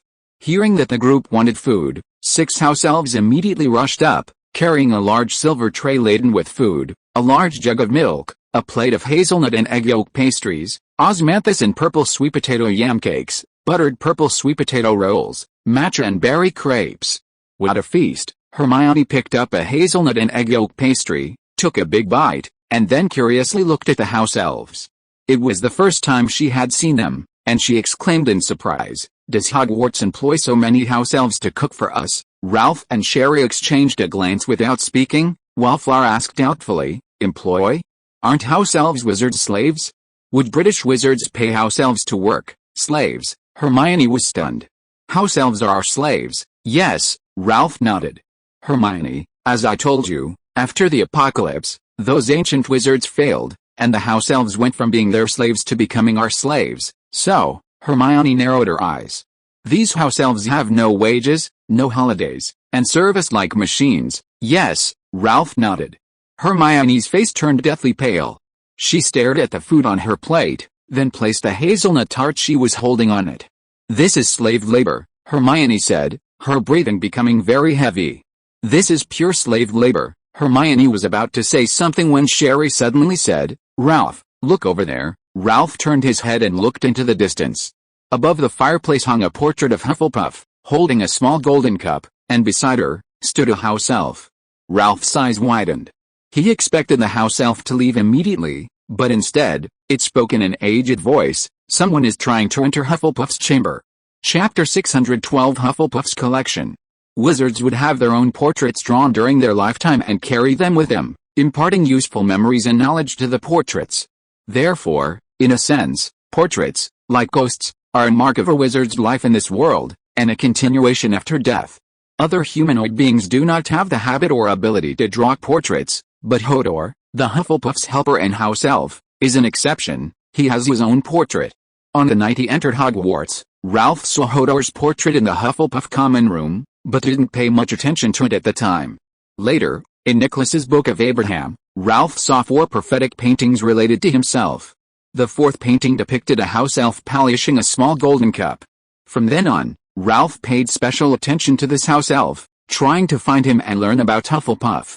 However, most of the portraits had multiple frames, allowing for easy movement, so Ralph never had the chance to meet the house elf again. Unexpectedly, it showed up today, bringing such terrible news. Someone attempted to enter Hufflepuff's Chamber of Secrets.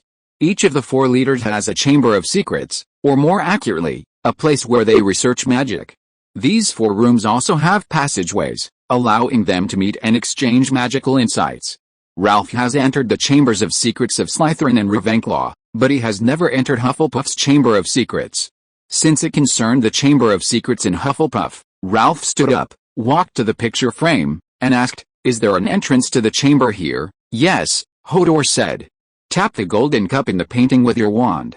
"The password is the same as in the Hufflepuff common room." Ralph nodded and whispered, "Shirley, use your patroness to inform Dumbledore to come immediately." The girl with the ponytail nodded, raised her wand, and said, "Patron saint." A dazzling silver unicorn emerged from the tip of the wand.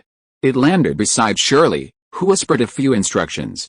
The unicorn then merrily flew through the wall and sped away. Hermione raised an eyebrow. "Shirley, you've already mastered how to make your patroness speak. Besides expelling dark creatures, patroness have another use, to transmit messages, speaking in the voice of the caster. But this method is only known to a few." "Yes," Sherry smiled, "I learned it from Ralph. Teach me later," Hermione said, pulling the ponytail girl's hand. Fleur, standing nearby, was secretly shocked. She hadn't expected Sherry, at her age, to be able to summon a living patroness, a spell many adult wizards didn't know. She also heard Hermione asking Sherry to teach her how to make her patroness speak. Did even Hermione know the patroness charm? Was this Hogwarts? Terrifying. Ralph stood beside the picture frame, not immediately striking the golden cup, but lowering his voice. "Hodor, you remember me, don't you?" "Of course, Mr. Scamander," the old house elf said, looking at Ralph, bowing slightly, his face full of smiles. "The night you enrolled 3 years ago, I waited for you in the Hufflepuff common room, but you didn't know me then, so I didn't greet you," Ralph said, realizing that their meeting wasn't a coincidence. He thought for a moment and asked, "I've been looking for you for a long time, but you never show up. Where have you been?" Ralph had been searching for Hodor. He had even traced it back to Smith, a descendant of the Hufflepuffs, who owned a portrait of Hufflepuff and Hodor. But after Smith was killed by Tom, everything in the Smith mansion was sold to Borgin Burkes. When Ralph investigated the whereabouts of the portrait in the old mansion, Borgin refused to reveal anything, and the trail went cold. Ralph had wanted Dumbledore and Nico to help him go to Borgin, but he'd been too busy, and the matter had been delayed. However, since he'd run into Hodor, he might as well just ask him. "I've been in another frame, guarding the Hufflepuff's golden cup," Hodor said. "If you find the cup, you'll find me." Ralph narrowed his eyes. "So that's how it is." It turned out Bellatrix Lestrange had bought the portrait and put it in her vault. No wonder Borgin wouldn't talk about it. Mr. Scamander, remember, the cup is very important, Hodor reminded him. "You must find it to get what Professor Hufflepuff left you, is that so?" Ralph nodded, raising his wand and gently tapping the cup in the rhythm of Helga Hufflepuff. Suddenly, the fireplace beneath the portrait spun into the wall, moving around a central pivot like a revolving door. Behind the fireplace, a huge room appeared. Ralph stepped inside and was immediately stunned. Sherry, Hermione, and Fleur, who followed, were equally shocked by the scene before them. It wasn't so much an entrance to the secret chamber as it was a wine cellar. Long shelves held countless bottles of wine, row upon row stretching into the darkness. Ralph picked up a bottle, examining the label.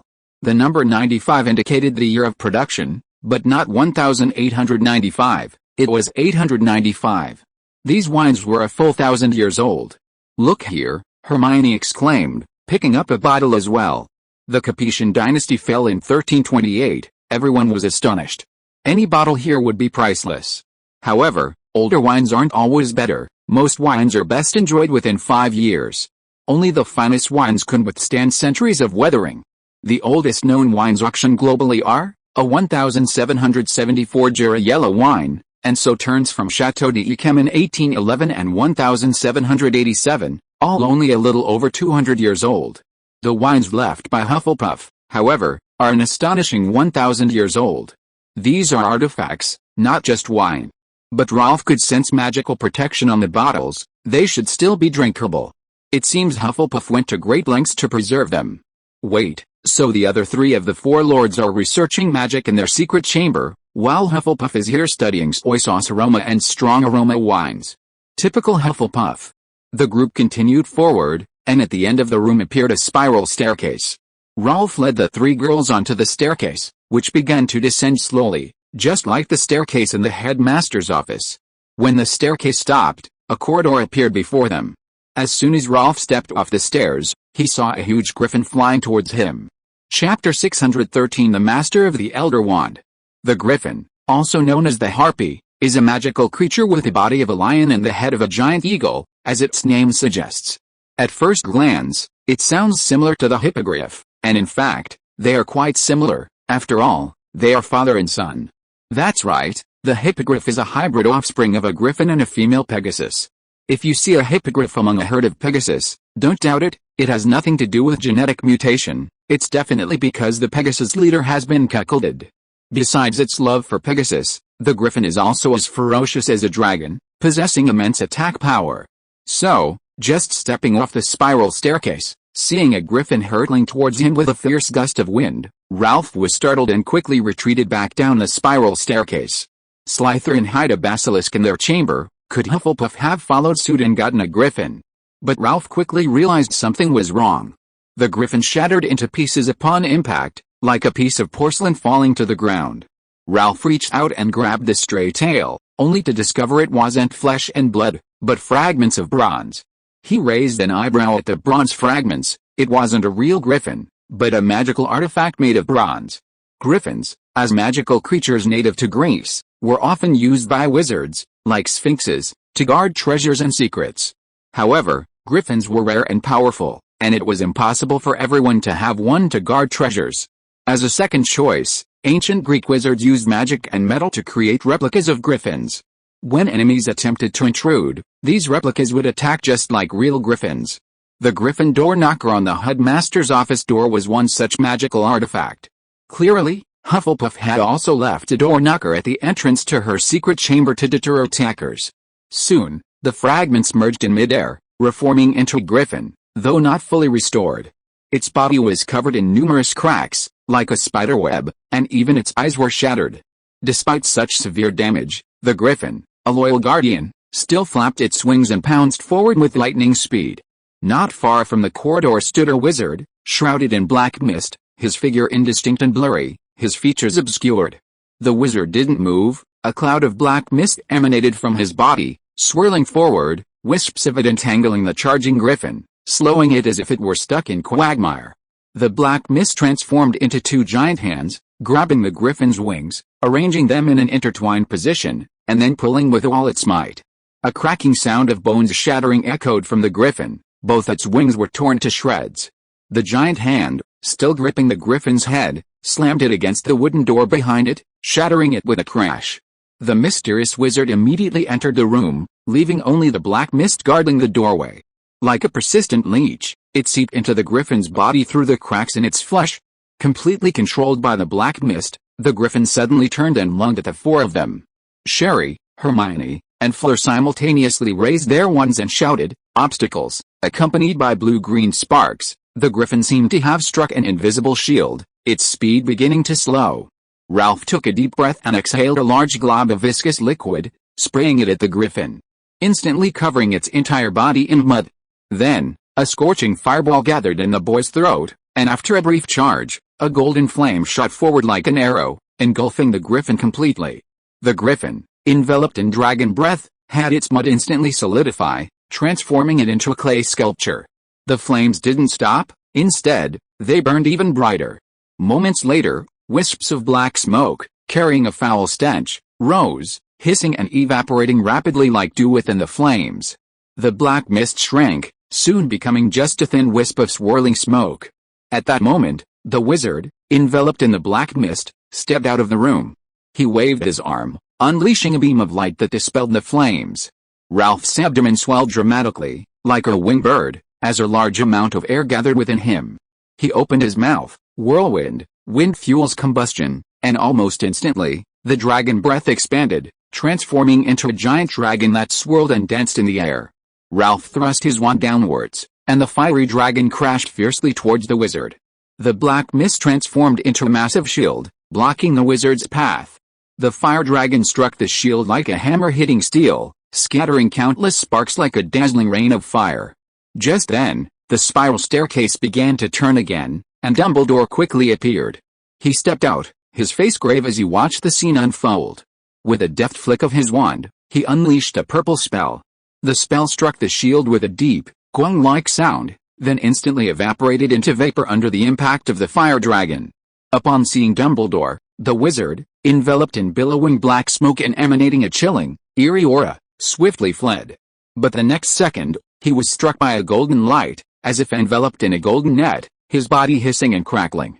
Realizing he couldn't escape, the man stared intently at Dumbledore, then at the wand in his hand, a mocking smirk playing on his lips. Then, his body exploded along with a black mist.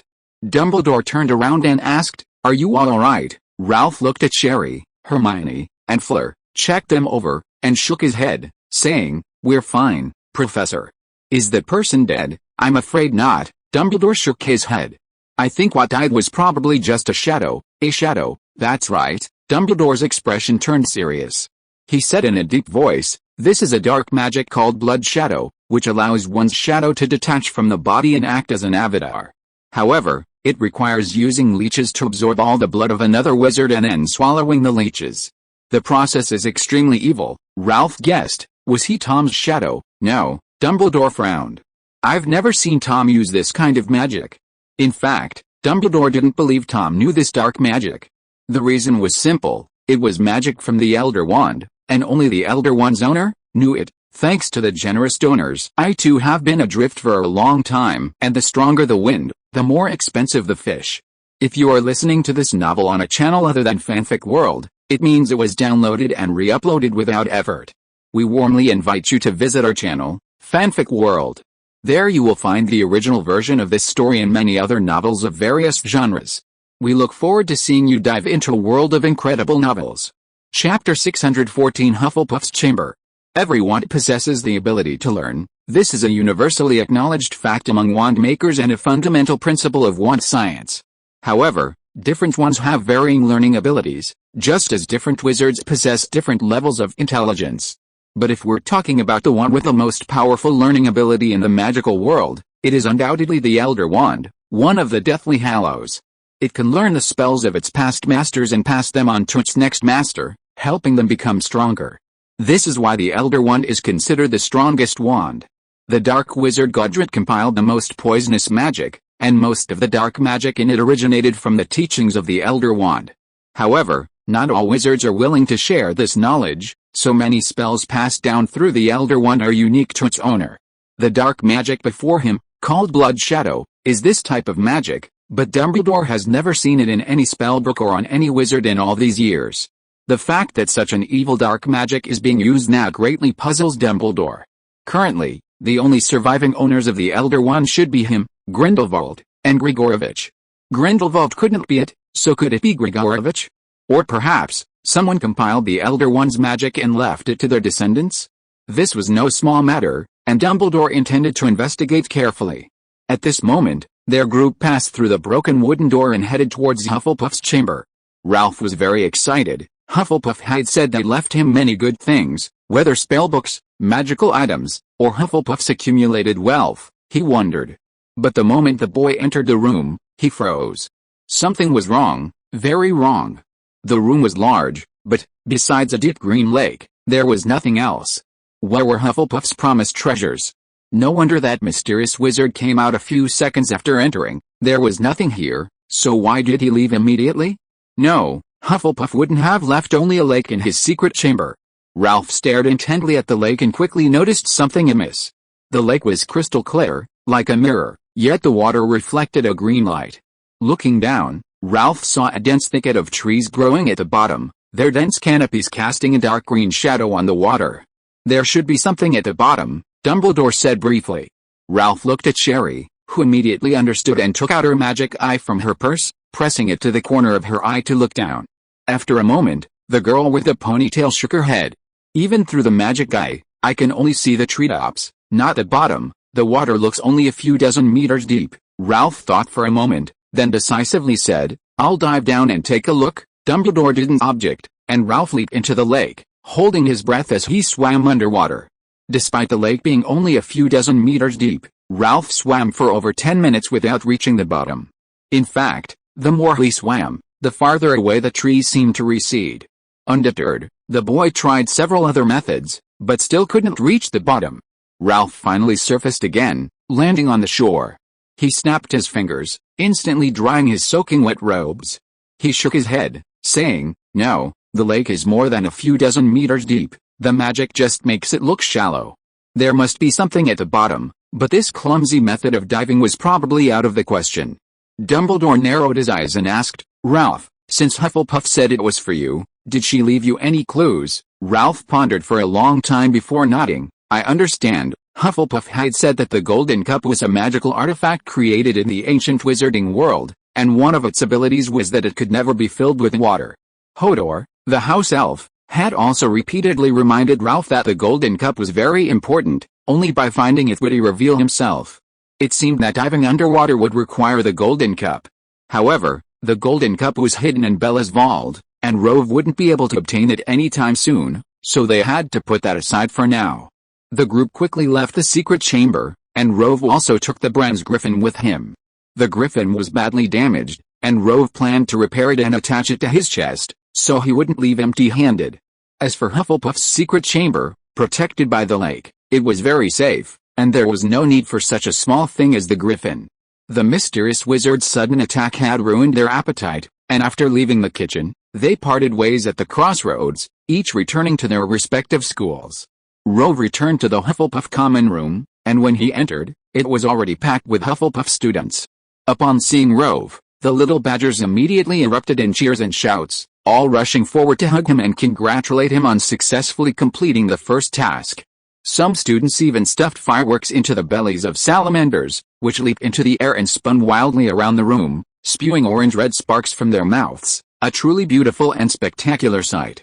This Hufflepuff frenzy continued into the afternoon before everyone returned to the Quidditch arena to watch the first event. In the remaining time, no warrior managed to collect a golden egg, dragonglass, and ghost grass. Harry and Krum each collected only 2 items. Harry was the luckiest. He had no idea where the dragonglass and ghost grass were, but he happened to hear the sounds of battle coming from the volcano and was drawn there. The lava dragon, turned into a clay sculpture by Ralph, encountered no obstacles and easily obtained the dragonglass. Harry received a base score of 30, but when it was the judge's turn to score, Karkaroff continued his steady performance, giving him 3 points, ultimately resulting in a score of 54. Krum wasn't so lucky. The mudfish dragon, after being bathed by Ralph, was in a particularly bad mood. Krum struggled with it for a long time before finally obtaining the ghost grass, but there wasn't enough time to go back to the volcano. He spent so much time and effort, only turned up with the same score as Harry, who got lucky. There was nothing he could do. Madame Maxim only gave Krum 1 point. Durmstrang's Elisa Boy, guided by Ralph, obtained the golden egg and ultimately scored 32 points. The other students received nothing, ending up with single-digit scores. The worst off were probably Ron, Polyako, and Lucas. Polyako and Lucas were seriously injured, and during a day and a night of torment before returning to Hogwarts, they looked like they'd need months to recover. Ron broke his leg and contracted hypothermia, also requiring emergency treatment. With the first match over, Lucius Malfoy, Houghton Goyle, Joey Crabbe, and the Carrow siblings entered the arena to begin their survival journey. Compared to the students' day and night, they only needed to stay for 5 days, only. Chapter 615 The Death Eaters enjoying themselves. The last rays of sunlight disappeared behind the treetops, and the hazy twilight enveloped the forbidden forest, the temperature seemingly dropping drastically in an instant. Malfoy wrapped his thick, incredibly soft black sable cloak tighter around himself, looking up at the distant rock face, searching for a cave to cling to for the night.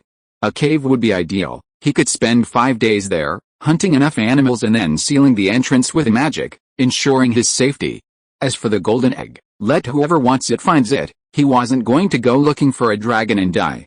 Suddenly, a loud crack startled Malfoy, who immediately reached for his wand, but it was just the sound of bushes rustling in the wind. He took a deep breath, swung his wand, and irritably blasted the bushes away, only to be horrified by what he saw.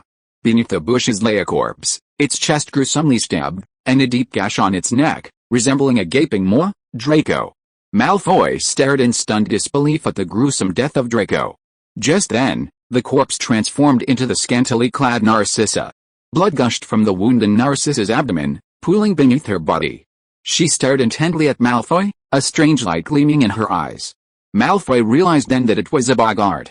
He abruptly raised his wand, aimed at Narcissa's corpse, and cried, "Hilarious! Hilarious!" The corpse vanished, instantly transforming into a bouncy ball. Malfoy swung his wand, sending it flying. Malfoy casually straightened the folds of his mint cloak and continued gazing into the distance, only to hear heavy footsteps approaching from afar. Malfoy turned and saw a massive magical creature approaching, stopping a few steps away.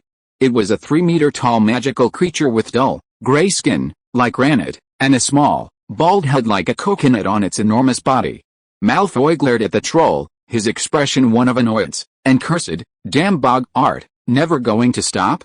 Crush me." Malfoy's wand shot out a beam of light, striking the boggart, but instead of exploding into smoke, it howled in pain. The boggart continued to writhe, swinging its massive club at Malfoy. Malfoy then realized that the magical creature before him wasn't a boggart, but a real troll. He instinctively pulled his hand back, but the club still grazed his arm. The wand flew out, and with a crack, his wrist bone broke. Malfoy staggered, cursing loudly, and charged into the forest. In the dense forest, Sean Nut sat before a campfire, roasting a wild deer he had just caught. Sean Nut had experience living in the forest, so he wasn't afraid of the magical creatures of the Forbidden Forest at all. "I can only say that the wizard who brought me in completely miscalculated," Sean Nut sneered, preparing to cause a scene and slaughter a dragon to intimidate the villains. Just as Nut was calculating which dragon would be easy to kill, the deep blue night sky, studded with stars, turned pitch black, devoid of any light. Even the rustling of nearby leaves ceased to be heard. The air became icy cold, filled with an aura of terror. Not's neck hairs stood on end. The last time he felt this way was over a decade ago, when he was being chased by a group of Dementors. Could it be that the damned Ministry of Magic had actually brought Dementors from Azkaban into the country? Not turned his head this way and that, searching for the Dementors. He stopped, hearing long, hoarse, panting breaths in the distance. A group of black shadows, their bodies slithering like snakes, were getting closer and closer. Not recognized the magical creatures. The good news was, they weren't Dementors. The bad news was, they were groundbits. As terrifying as Dementors. The swarm of groundbits, resembling flowing black cloaks, swam and surrounded Nott, plunging him into an impenetrable, silent darkness. Without warning, the groundbits slid onto Nott's face, attempting to suffocate him by covering his mouth and nose. Nott retreated. He knew that the spell to banish groundbits, like banishing Dementors, was a Patronus charm. It was the only known spell. But Nott didn't know it. Even if he did, Nott dared to use it, because according to records, dark wizards who attempted to use the Patronus charm never fared well. But Sean Nott had no other choice. He raised his wand and shouted, "Patron saint!" Nott's wand didn't emit a silver light. Instead, it exploded with a bang, the spell striking him. Nott's head was uneven, one cheek swollen high, covered with pus-filled sores and scabies. His neck was also congested and swollen, larger than his face. The swollen cheek suddenly shrank, emitting a putrid stench, and crawling with white maggots. Soon, Knot collapsed to the ground, and the ground bits quickly moved on to their next prey. On the snowy mountain, Electo Carlo walked through waist-deep snow. The slope grew increasingly steep, and he leaned forward, gripping rocks and tree trunks as he struggled to descend. Suddenly, Carlo accidentally broke through the snow crust and tumbled down the slope. He felt dizzy, screamed, and continued to roll and tumble downwards. Fortunately, something suddenly grabbed Carlo's leg. He initially thought it was a tree root wrapped around his ankle, but the root began to move. Carlo saw it, a hand, gray in color and emitting a putrid smell, followed by a corpse, which emerged entirely from under the snow. It was a zombie, a living dead like vampires. Carlo quickly raised his snow-covered foot and kicked the thing in the face, but the zombie didn't care. It gripped his calf tightly with its gray fingers. Carlo felt a wave of nausea. He screamed and quickly waved his wand, severing the arm from his foot. But the severed arm writhed on the ground, its fingers opening and closing repeatedly. Around Carlo, another horde of zombies surged out from under the snow. 2, 3, 4. Carlo couldn't count them all. They suddenly stood up, kicking up clouds of snow, and pounced on him. Deep in the forbidden forest, Sirius Black and Lupin, who had been busy all day, sat down to rest, wiping the sweat from their brows. These magical creatures should be enough for the Death Eaters to enjoy, Lupin panted. Not enough, Sirius shook his head. I also got a bunch of ghosts and mummies, but I haven't let them in yet. Sirius looked at the sky regretfully. It's a pity there's no full moon right now, otherwise I would definitely have brought a pack of werewolves into the Forbidden Forest, and the Dementors. I asked Fudge to transfer some Dementors from Azkaban, but he refused. Sirius sneered. I'll increase the amount of galleons I donate to the Ministry of Magic to 30,000. I don't believe Fudge will refuse then. Chapter 616 Rove's House Elf Pyramid Scheme. After the first match, Ralph scored a high score of 94, ranking first among all the warriors. The excited Hufflepuff Badgers dragged him along, celebrating until late into the night, so much so that Ralph didn't get up until very late the next morning. In the morning, carrying his black suitcase, he walked into the Great Hall, immediately becoming the center of attention, everyone's eyes fixed on him. The students all knew Ralph was very good, but opinions varied on just how good he was, and there was no precise standard. But this Triwizard tournament truly showed everyone how formidable Ralph was. Crumb, an international superstar, had been hyped up before the tournament. Harry Potter, the boy who survived, was even considered a favorite to win in Rita's article. But they both only scored 54 points, a huge difference compared to Ralph. It could only be said that they were overhyped before the tournament and faltered on the field. Ron Weasley and Azulka only scored 4 points. With a little more effort, they would have surpassed a fraction of Ralph's score. Ralph was about to head towards the Hufflepuff table when he heard someone call his name. He turned around and saw Hermione. Hermione wasn't at the Gryffindor table. Instead, she was sitting at the Ravenclaw table with Sherry, waving vigorously at him. Ralph turned and walked to the Ravenclaw table, sitting down next to Sherry. "What's up?" he asked. "I need to talk to you about something." Hermione held up a box, shaking it vigorously in front of Ralph, making a clicking sound. Ralph glanced at it and saw a pile of badges inside, all different colors, but all bearing the same letters. He picked up a badge from the box, examined it closely, and asked knowingly, "What's this?" Hermione excitedly replied, "Spew, the House Elf Rights Promotion Association. It's a non-profit organization I just founded last night. I originally wanted to name it a movement against the cruelty and abuse of our creature friends and to improve their legal status, but after thinking about it, I felt it wasn't quite right." Hermione gestured animatedly, "So I used that as the title of our organization's manifesto." Ralph nodded and said, "That's good. Hogwarts lacks entertainment. Developing personal interests can both pass the time and provide leisure. I'm not having fun, I'm doing something serious." Hermione raised an eyebrow and said sternly, "After you told me yesterday that house elves are wizard slaves, I went to the library to look it up. I was shocked by what I found. I didn't realize that house elves have been slaves for thousands of years. The British Muggle government passed the Abolition Act in 1833. I didn't expect that in the 21st century, there are still so many slaves in the wizarding world. I can't believe no wizard has taken any action on this." "Hermione, of course someone has," Ralph corrected gently and precisely. "1,000 years ago?" Hufflepuff established a house elf resettlement office, taking in abandoned and disabled house elves, providing them with shelter and food. Back then, there wasn't even a Ministry of Magic, it was still the Wizarding Council. She rescued many house elves and placed them at Hogwarts. My grandfather also pushed for guidelines for house elves' rights to guarantee their treatment, but those guidelines weren't enforced by the Ministry of Magic, were they? Hermione exclaimed, her eyes wide. The treatment of house elves hasn't changed substantially. They're still slaves, and every year there are still numerous reports of house elves being cruelly abused and killed. I've seen those news photos, they're truly horrifying. We should find a way to abolish house elf slavery. It's not like no wizard has tried to abolish house elf slavery before, Ralph said. Back in 1973, several prominent wizards jointly launched the appeal against house elf slavery. Do you know why that appeal was ultimately rejected? Why? Because a large number of house elves voluntarily stood up to oppose the appeal, Ralph said softly. The house elves didn't want to regain their freedom, they wanted to be slaves. That's because they were uneducated and have been indoctrinated with some wrong ideas, Hermione exclaimed excitedly. This brings up another issue, Ralph said seriously.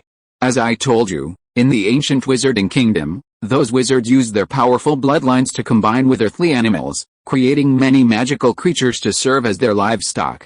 We humans, centaurs, giants, goblins, and house elves were all once servants of these ancient wizards. After the cataclysmic disaster, our ancestors transformed from slaves into the new masters of this world. Ralph paused for a moment, then continued, and those house elves, as the perfect slaves of the ancient wizards, possessed extreme servility and obedience, becoming our slaves. They were bound by the ancient wizard's magic. Servility was their instinct and nature, as natural as breathing. No matter how you educate them, this instinct cannot be changed unless you can break the ancient wizard's magic. Hermione frowned. So, you mean to do nothing and let the house elves continue to be enslaved for 1,000 years? No, that's not it. Ralph shook his head. While we may not be able to decipher the ancient wizard's magic, we can appeal to everyone to treat house elves kindly and improve their treatment. While he said he was appealing to everyone to treat house elves kindly, he was really appealing to pure-blood families to do so. Poor wizarding families didn't have house elves at all, so the question of kindness or mistreatment was irrelevant. Ordinary families with 1 or 2 house elves wouldn't mistreat them, because they were important labor force, who would do the work if they were abused. Just like farmers wouldn't mistreat their oxen, they would feed and care for them. Similarly, if the Wheel-Eyes had a house elf, they wouldn't be beaten or scolded, its status would probably be higher than Ron's. Those who truly mistreat house elves are mostly ancient pure-blood families like the Malfoys and Blacks. They have plenty of money and don't care about killing a few house elves. Mistreatment has become a habit. Hearing Ralph's words, Hermione's spirits rose again. That's right. We need to improve the treatment of house elves. We think we should start by recruiting members. Participants will pay 2 silver suitcase to buy badges, and this income can be used to print flyers. You're the treasurer, Ralph. I've prepared a piggy bank for you. Sherry, you're the secretary. You need to write down everything I say now as a record of our first meeting. Ralph and Sherry exchanged a glance, and the boy sighed softly. Hermione, do you think anyone would spend 2 suitcase on your poorly made badges? Hermione was momentarily speechless. She had spent half the morning in Gryffindor trying to sell them, and indeed, not a single person had bought one. I have a way to help you sell them, Ralph smiled. What way? Hermione asked curiously. Tell them that for every 10 people they recruit who buy one of our badges worth 2 siskins, they'll get a galleon as a reward, Ralph laughed. Believe it or not, before long, the entire Hogwarts will be full of members of our House Elf Rights Pyramid Scheme, our promotional association. Chapter 617 Gringotts Robbers? After breakfast, Hermione went to potions class, intending to use Ralph's method to approach Gryffindor students and promote her badge. However, Hermione was somewhat apprehensive. She felt Ralph's method was unreliable. Could anyone really be so foolish as to bring 10 people to buy a badge? She didn't believe it. Ralph, on the other hand, was very confident. In his past life, he'd been tricked into buying insurance by relatives countless times, so he was very familiar with the process. Never underestimate human greed. Ralph and Sherry left the Great Hall for Hagrid's cabin for their magical creatures class. A light drizzle began to fall, the air was damp and gloomy, and the autumn wind blew incessantly. Even in thick clothes, the cold wind's sharp teeth could be felt. This cool weather was undoubtedly good news for the Death Eaters trekking through the Forbidden Forest. Hopefully, they're alright. As for Voldemort, relying on his immortality, he dared not to participate in the competition. HMPH, just you wait. Seeing that Ralph was slightly distracted and had forgotten to use magic to repel the rain, Shirley waved her wand, conjuring an umbrella to shield them both. The raindrops pattered against the umbrella. Ralph snapped out of his reverie, smiled apologetically, and explained softly, "I was just thinking about Voldemort. I wonder where he is now." "Was the mysterious wizard who appeared in the chamber of Hufflepuff yesterday him?" Shirley asked quietly. Dumbledore said no. Ralph shook his head. "Although I don't know the headmaster's reasons, I trust his judgment. That person even knew the location of the chamber of Hufflepuff," Shirley said with some worry. "His identity must be very extraordinary." "Yes, I wonder who he is." Ralph breathed a sigh of relief, feeling both fortunate and troubled. Luckily, the magic left by Professor Hufflepuff stopped him, and of course, it also prevented us from getting what's at the bottom of the lake. Hufflepuff really knows how to create difficult problems. "Didn't you say that the Hufflepuff cup could break the magic in the lake?" Shirley asked doubtfully. "That's true, but the Hufflepuff cup isn't so easy to obtain." Ralph gazed at the gray rain and smiled wryly. "I have intelligence that the Hufflepuff cup is currently hidden in Gringotts, but to get it, the only option is violence. In other words, I have to find a way to break into Gringotts' vault." Of course, this was something he had to do. After all, the Hufflepuff cup was also Voldemort's Horcrux. Even if it wasn't for the treasure left behind by Hufflepuff, he still had to be a robber at least once. The girl with the ponytail was taken aback at first. After a moment of silence, she corrected him, "It's us. Hey, I'm not going for a night stroll, nor am I going to the Forbidden Forest. I'm going to rob Gringotts." Ralph looked into Sherry's wine-red eyes and said softly, "Getting involved in everything will only get you into trouble." "I know." Sherry faced Ralph, tilted her head, and said seriously, "That's why I have to go with you.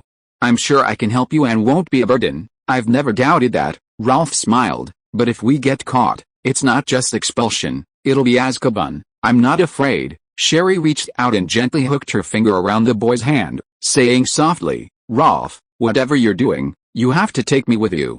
I'm your assistant." Ralph took the girl's slightly cold, slender hand in his own, warming it slightly. He nodded, his eyes gentle, his tone firm, and said just one word, "Okay." Braving the light rain, Ralph and Sherry arrived at Hagrid's cabin to find the doorway already crowded with students. Hagrid was waiting for them by the door, his attire as usual, but his hairstyle was truly bizarre. What used to be Hermione pom-pom had become Snape oil. Unlike Snape's oily look, which was pure, natural, and unpolluted, Hagrid seemed to have used a large amount of machine lubricant to force it smooth. Of course, this comment couldn't be uttered aloud, or Ralph might face a double assassination attempt from Hermione and Snape. Everyone was used to seeing Hagrid like this. He had maintained this appearance for quite some time since Mrs. Maxim's arrival. "Come on, all of you, come here quickly," Hagrid shouted. "The weather's getting colder lately, and your job today is to check if the blast-tailed snails need to hibernate. We might as well try putting them in boxes." Hearing that this class would still involve dealing with blast-tailed snails, the students looked annoyed. Half a semester of blast-tailed snails, who could stand it? They even wanted to curse. "Damn it, drop the class." Hagrid led the group towards the pumpkin patch and saw the blast-tailed snails. They were nearly 2 meters long, looking like large crocodiles. They had thick gray protective layers, constantly exploding and fire-breathing tails, as well as spines and suckers, all of which combined made the blast-tailed snails disgusting and terrifying creatures. Whether the blast-tailed snails needed to hibernate was unclear, but one thing was certain, they were clearly not social animals. There were only 10 left, the rest had died from cannibalism. The students listlessly stared at the large boxes Hagrid brought out, which were lined with pillows and fluffy blankets. "Let's lead them in," Hagrid said, "and then put the lid back on and see what happens." They soon discovered that the bobtails didn't need to hibernate and didn't like being stuffed into pillowed boxes and covered. So, when the bobtails started rampaging through the pumpkins, most of the students turned and ran in terror, away from the dangerous creatures. The field was littered with smoldering fragments of the box. "Hagrid, give me your bobtails," Ralph urged again. "I'll handle them properly. If you keep raising these bobtails, someone will definitely report you," he warned. Ralph had originally considered feeding them to the Thunderbirds, But now he had a better idea: release them into the Forbidden Forest to fight the Death Eaters. Hagrid hesitated. He clearly didn't want to abandon the little creatures he had raised with such care. But he also noticed the students' disgusted expressions. Just then, a group of wizards appeared in the distance, controlling a huge cedarwood box with their wands as they entered the pumpkin patch. Thanks to the three great contributors Moonset, Crow's Cry, Frost Fills the Sky, Black Rock Slab Fish, and a red apricot blossom over the wall for their generous donations. Chapter 618 Rolf, who had a child through prostitution. A huge box appeared in the pumpkin patch, immediately attracting the attention of a large group of students. Those who had just been avoiding the Blastale snail were now crowding around to watch the spectacle. Ralph looked up at a red-haired wizard in the crowd and asked, "Charlie, what brings you here?" Charlie pointed to the wooden box and smiled. "I've come to ask you for help." "Help?" Ralph raised an eyebrow. Charlie waved his wand, and the box opened automatically, revealing a huge fire dragon. Seeing the dragon appear, and at such close range, many students were terrified, their hearts nearly leaping out of their mouths. Some screamed, hastily retreating, stumbling and falling into the mud. Hagrid, however, stared at the dragon with fascination. The sweet Blastale snail from just moments before was instantly forgotten, replaced by an aged cow. But they soon noticed the dragon. It couldn't move, standing motionless like a clay sculpture. Ralph stared at this lava dragon he had encountered just yesterday, and suddenly, a ding sounded in his mind. A lava dragon solidified by the lime water of the mudfish dragon has been detected, triggering side quest 1, help the lava dragon escape. Reward, mountain hidden flame. Like the lava dragon, after consuming dragon crystals, it can convert the dragon crystals into magma and store them in its body. Side quest 2, tame the lava dragon 100%. Reward, lava armor. Let the scalding magma envelop the body, forming a magma shell containing high temperature. We've used many spells, but we still can't remove the solidified shell from the lava dragon's body, Charlie said with a wry smile. This is your magic, so we can only ask you for help. It's not too troublesome, Ralph nodded. However, I need to take this lava dragon with me for a while to heal it. Charlie looked at the boy suspiciously, pulled him aside, and whispered, Rolf, this lava dragon isn't a fire dragon from a Romanian protected area. It has to be returned after the competition. I'll give it to you to heal, but you absolutely mustn't heal it into your box and never come back. Am I that kind of person? Ralph asked with a righteous and awe-inspiring expression. You're so right, Charlie laughed. Hagrid has asked me several times how Norbert is doing in the Romanian Dragon Sanctuary. He probably doesn't know that you didn't send Norbert to the Romanian Sanctuary, but put him in your own box. Ralph chuckled sheepishly. I kept this lava dragon so it could mate with Norbert. Norbert's been in heat lately, and I've tried many dragons, but it didn't like any of them. I'm giving this lava dragon a try, Charlie said. Oh, so you wanted to have a child through surrogacy? He thought for a moment, then lowered his voice and said, Ralph, if you can't raise the dragon eggs, you can give them to me. No need. Ralph laughed. My box is quite big. Charlie looked envious and added, by the way, I haven't congratulated you on passing the first project yet. Your performance was truly outstanding. It was alright, Ralph said modestly. How's Ron? He broke his leg and got hypothermia. He's still in the hospital, Charlie sighed. I don't know why Ron participated in the Triwizard tournament. Doesn't he have any self-awareness? I haven't dared to tell Mom that Ron got injured in the first competition. She's so worried about him, Charlie mimicked Mrs. Weasley's anxious voice. How could Hogwarts let Harry and Ron participate in that tournament? They're too young. After the Daily Prophet's article about Harry and Ron was published, Mom couldn't sleep all night. Ron likes Harry. Oh, Merlin, thank goodness, I had no idea. How is it going at the tournament? Ralph asked. 2 Death Eaters are already dead, Charlie said. So fast? Yeah, Charlie whispered. Sirius seems to still be unsatisfied. He asked me this morning where he could smuggle a basilisk. Ralph hadn't expected Sirius to be so ruthless. He could only say that Sirius truly hated Death Eaters and wished they were all dead. Ralph agreed to treat a lava dragon, but its size was too large, and transferring it into the box wouldn't be an easy task. Shirley wanted to stay and help, but Ralph insisted she go to class, while he asked Neville to excuse her. It was Trelawney's divination class anyway, being a little late wouldn't be a big deal. After Ralph settled the lava dragon, he immediately headed to the North Tower. To save time, he didn't take the stairs, flying directly there. Inside the divination classroom, it was unbearably hot. The fireplace was crammed full, and a large copper kettle burned on the fire, emitting a sultry, musty aroma. Professor Trelawney leaned back in her armchair covered with Indian print fabric.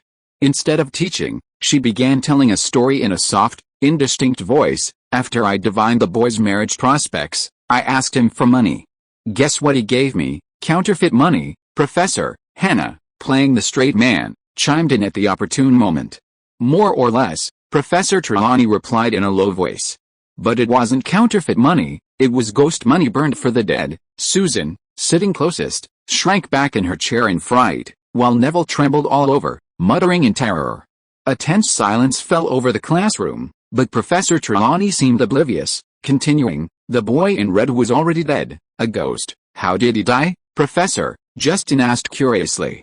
Hanged from the rafters, wearing a red floral dress, his hands and feet tightly bound with rope, a large cauldron hanging from his feet, Trelawney described in a faint, ethereal voice. Another gasp filled the classroom. "I told the boy he couldn't use the money, and he raised his hand to cover his face, then gently wiped it downwards, as if his entire face had been peeled away, revealing a horrifying, bloodied face." Trelawney sighed. "Just as I was about to subdue him with my powerful magic, there was a knocking sound on the window. Knock, knock, knock." A loud knocking sound suddenly rang out at the window. All the students, including Trelawney herself who had been telling ghost stories, cried out in fright and huddled together. Rolf floated at the window, gently pulled it open, and looked into the divination classroom, finding everyone staring at him with terrified eyes. The boy, somewhat bewildered, explained, "Sorry, going up the stairs was too slow, so I just flew in." Rolf looked at Trelawney, who had cowered under the table, and asked, "Professor, are you all right?"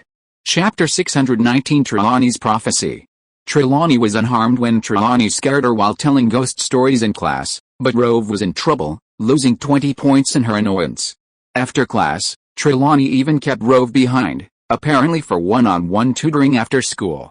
After all the students had left, only Rove and Trelawney remained in the room. She sat in a chair, a gentle smile playing on her lips, and said in an affected manner, "Child, I'm so glad to see you safely through one of the Triwizard Tournament events, but the later events are even more dangerous, so please be careful. Thank you for your concern." Rove apologized sincerely. "Professor, I won't go through the window again, it's all right," Trelawney said, sitting in her winged armchair, her unusually large eyes scanning him. She smiled and said, "It's just going through the window, no big deal. You can go wherever you like from now on."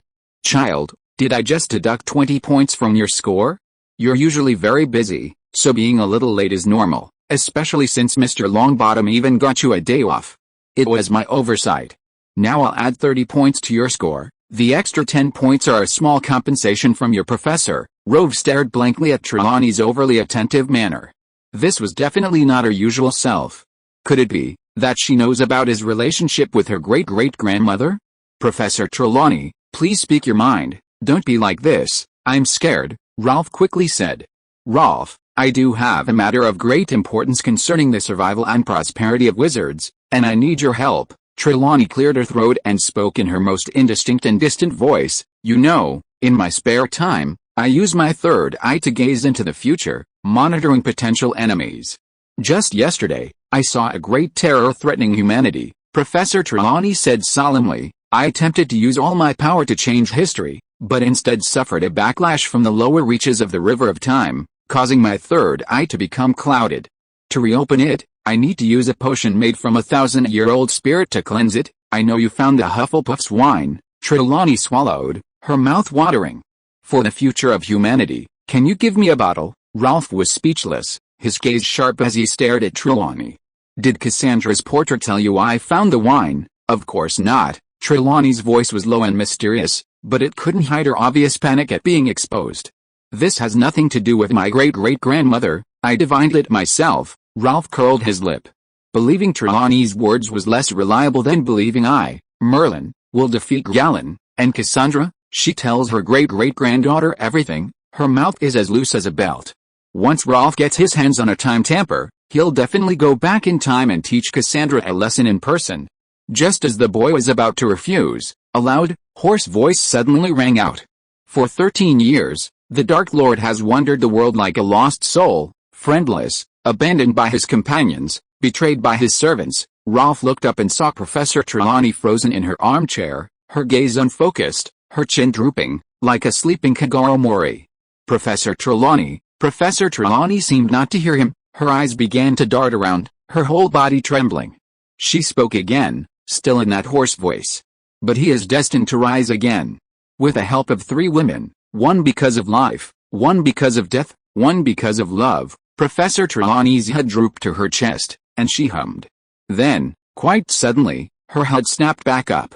"I'm sorry, my dear child," she said as if in a dream. "It was too hot during the day, you know. I dozed off for a while." Ralph didn't speak, but just stood there, staring intently into Trelawney's eyes. "Is something wrong, Ralph?" Trelawney asked, puzzled. "What's wrong?" "No." Ralph shook his head. He was silent for a moment, then said softly, "Professor Trelawney, you just asked me for the wine Hufflepuff left behind, and I promised.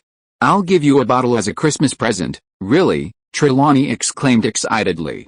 "Of course it's true." Ralph, carrying his black briefcase, strode towards the door. Just before leaving, he turned back and smiled. "Sybil, give my regards to Cassandra." After leaving the divination classroom, Ralph was still silently pondering Trelawney's prophecy. Due to her impure bloodline, Trelawney could only enter prophetic mode under specific circumstances. Ralph had heard of it, but now he was witnessing it for the first time. Therefore, he didn't doubt the truth of Trelawney's prophecy. He was only thinking about the identities of the 3 women who helped Voldemort resurrect. As he pondered, Ralph walked towards the headmaster's office. He quickly arrived at the gargoyle and whispered, "A pile of cockroaches." The gargoyle jumped aside, and Ralph stepped onto the spiral stone staircase. The door closed behind him. The staircase slowly ascended automatically, leading the boy to a gleaming oak door. He knocked on the brass knocker. No one spoke from inside. After a moment, Ralph pushed the door open and entered the headmaster's office. Hearing someone enter, even the portrait of the headmaster on the wall seemed to open its eyes, scrutinizing Ralph. Phineas Black yawned. "It's you again, always running to the headmaster's office. I have important business with Professor Dumbledore." "Where is he?" Ralph asked. Fox, perched on a golden perch, swayed its long tail feathers and looked towards the desk. Ralph turned around and saw a shallow stone basin on the desk. "Thank you, Fox." Ralph took a large piece of cured armored dragon ham from a box and handed it to Fox. The boy approached the pensieve. He saw silvery white memories, neither misty nor watery, swirling within, gently rippling. Clearly, Dumbledore was inside the pensieve, observing some memories. Ralph called out to the basin, "Professor Dumbledore, I need to speak with you." After a moment, a soft voice came from within the basin, inviting Ralph to enter. The boy reluctantly reached out and touched the silvery surface of the memories. The next second, the principal's office suddenly tilted over, and Ralph's body lunged forward, entering the pensieve. Chapter 620 The Birth of the Dark Lord. Ralph plummeted downwards, as if sucked into a black vortex, and when he landed, he found himself in a small, square courtyard. Snowflakes swirled in the sky, blanketing the ground, bending the branches of low-lying trees, and draping the world in a pristine white coat. From a nearby house came a woman's shrill, high-pitched wails, a chilling sound that clashed sharply with the scene before him. Ralph waded through the ankle-deep snow to Dumbledore's side and asked, "Professor, where's this?" The old man stood in the center of the courtyard, his hands behind his back, gazing up at the swirling snow, and said softly, "A Muggle orphanage. This is where Tom Riddle grew up. He lived here until he was 11. Ralph looked around in surprise. This was Wood's orphanage? "Ralph, I think you already know, Tom's diary was a Horcrux he made when he was 16, Dumbledore said. The boy nodded. Ordeals are meant to help their owners avoid death, and their creators always try their best to hide them. Dumbledore extended his wrinkled fingers, soft snowflakes drifting through his palm and gently falling to the ground. He said calmly, "But Tom gave the diary to Malfoy, hoping the soul within could possess someone else to open the Chamber of Secrets and release the basilisk." Dumbledore paused, gathering his thoughts, then said, "Doing so undoubtedly carries the risk of the hoard being destroyed, which actually happened. That piece of soul no longer exists. Tom was extremely careless in protecting the diary, unless he has already created more ordeals." Ralph continued, picking up where the old man left off, "So losing one wouldn't be so dangerous. That's right, Dumbledore was pleased that the boy had followed his train of thought. He sighed softly. There's another piece of evidence. Voldemort seems to have become increasingly inhuman in recent years, both in personality and appearance. I can only explain this change by the fact that the damage to his soul far exceeds the scope of ordinary dark magic. Dumbledore looked towards the house from which the screams were coming, his gaze above his crescent-shaped spectacles extremely serious. So, I'm gathering information about Tom's life, trying to find clues about the other Horcruxes. To defeat someone, you must thoroughly understand them. Ralph nodded slightly, following the old man's gaze to the low-lying house, and asked, "Who is the woman screaming inside?" Mellowgaunt, Voldemort's mother, Dumbledore explained. On the last day of 1926, she came to this orphanage alone, carrying her unborn child. Hearing 1926, Ralph raised an eyebrow. He knew that year all too well. It was in that year that young Newt, with a Thunderbird, went to America, met Tina, and incidentally captured Grindelwald. Ralph had heard Tina recount these events countless times before. Who would have thought that while the first Dark Lord was stirring up trouble in America, a second Dark Lord was being born in a Muggle orphanage in London? This memory comes from Mrs. Cole, the headmistress of this orphanage, Dumbledore said, glancing at the kitchen not far away. A young woman was cooking in the kitchen, stirring the fire with a poker, and beside her was a neatly stacked pile of firewood waiting to be chopped. 11 years later, I came here to persuade her to let Tom Riddle go to Hogwarts, Dumbledore said calmly. 30 years later, Tom had changed completely and become the infamous Voldemort. I found the elderly Mrs. Cole again and asked her for this long-forgotten memory of Meripigund, which I have kept to this day. Hearing this, Ralph sighed inexplicably. The old woman's tone was calm, yet it spoke of 70 years of worldly changes and the passage of time. Just then, a sharp cry came from inside the room. Tom had clearly been born. Mrs. Cole hurriedly picked up a bowl of porridge, crossed the courtyard quickly, and walked towards the room, the snow crunching under her feet. Dumbledore and Ralph followed her into a dimly lit room. There was no fireplace, only an iron brazier beside the bed, from which coals roared. A woman lay dying on the bed, probably only 20 years old, her dark hair disheveled and plastered to her haggard face, covered by a thick blanket. The elderly midwife held the infant, wrapped in a thick cloak, and tried to soothe him, but the baby continued to cry. Give me the child." Meripigund weakly sat up, took the child, undressed, and began to breastfeed. "He looks just like his father," Meripigund said as the baby nursed. "He has Tom's nose, and Tom's hair." Ralph was very skeptical. How could such a wrinkled, ugly, tiny baby resemble anyone? "The child is named Tom, like his father, and his middle name is Marvolo, like my father." Mellip lovingly stroked the baby's soft, dark hair, the strands like black silk flowing through her fingers, murmuring, "Tom Marvolo Riddle." After nursing, Mellip sang a lullaby to soothe the baby. Dumbledore asked, "Can you understand her?" Ralph nodded. "She speaks parsley," but after only one verse, the woman broke down in tears, and after the baby fell asleep, she seemed drained of all strength, weakly lying back on the bed. "Madam, if one day Tom grows up, and if he asks about me, if you're happy, please tell him. I love him, I will." Mrs. Cole sat on the edge of the bed. "Have something to eat first." Cole fed Mellip porridge, but she couldn't swallow it. The faster the spoon poured, the more it leaked from her lips, dripping down her chin. Mrs. Cole wiped Meripy's mouth with her sleeve, while the woman stared unfocused at sleeping little Tom. Her lips moved, but no one could hear what she was saying. Mrs. Cole wiped away her tears and choked out, "I assure you, Tom will never have to worry about food or clothing at the orphanage." Hearing this, Meripy smiled, a difficult yet sweet smile. She was dead. Meripigund died not long after giving birth to Tom Riddle. She didn't live to see New Year's Day, Dumbledore sighed.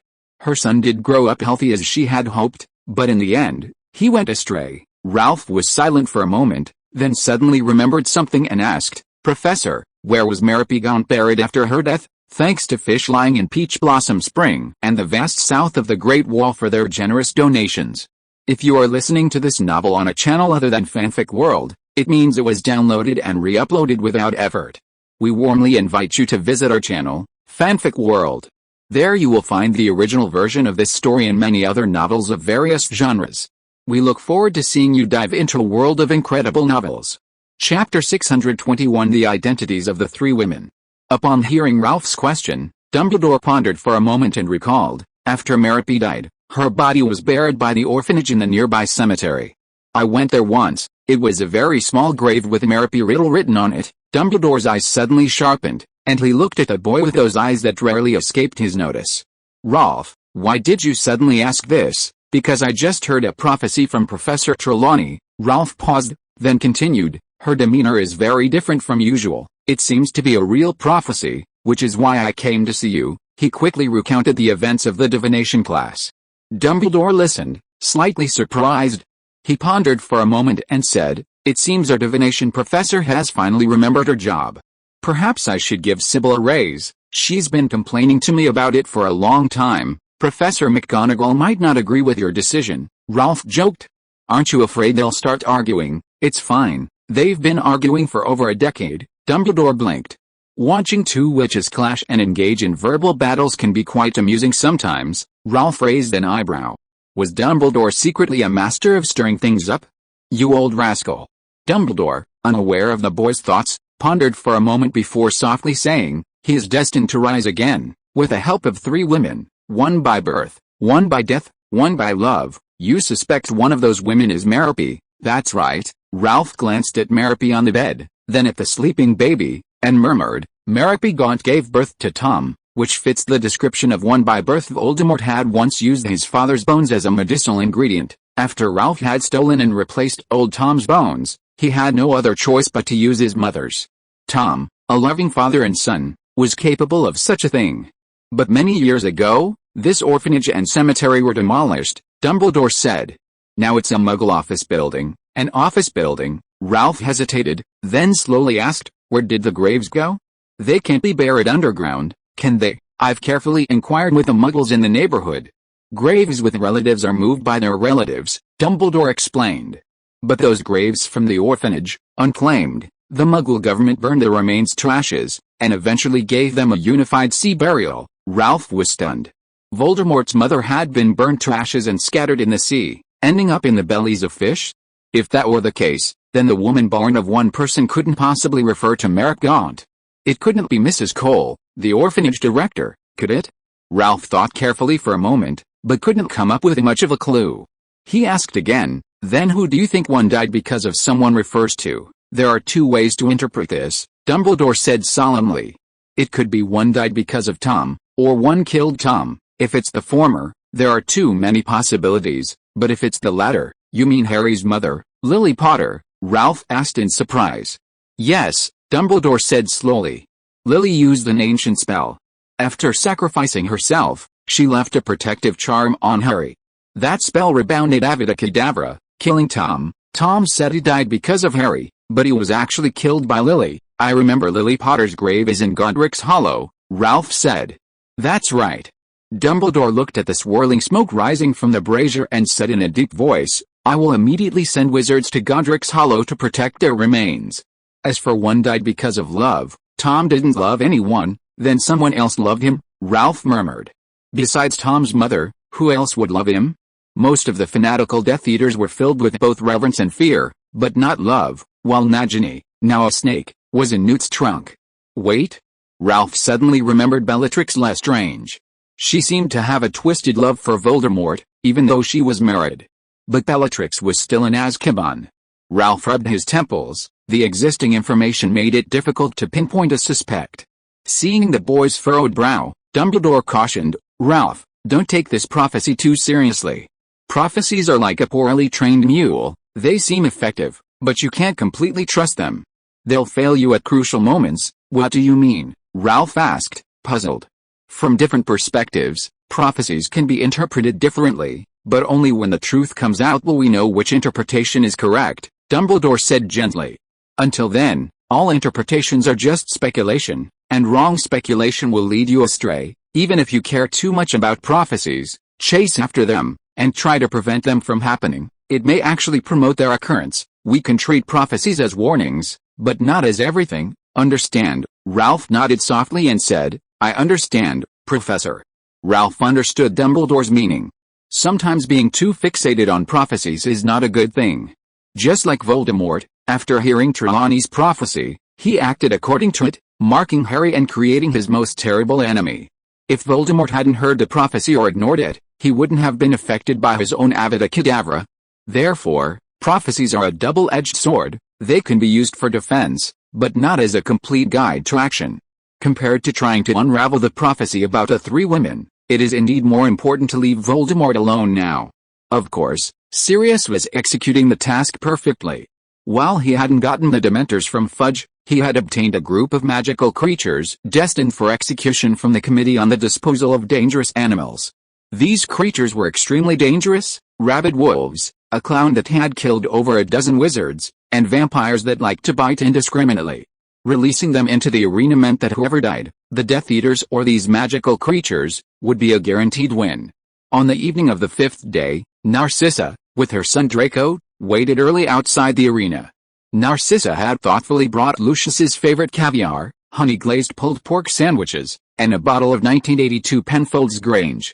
They waited for a long time. The sun was almost setting before Goyle and Crabbe finally emerged, limping, carrying a stretcher. Draco immediately spotted Lucius, his face covered in blood, lying motionless on the stretcher. Tears welled in his eyes, and he threw himself onto the stretcher, wailing, "Father, you died so tragically. When I grow up, I'll avenge you.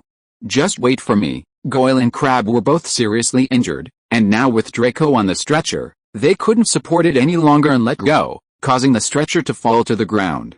"Ouch, my back, it's broken." Chapter 622 Voldemort's Target.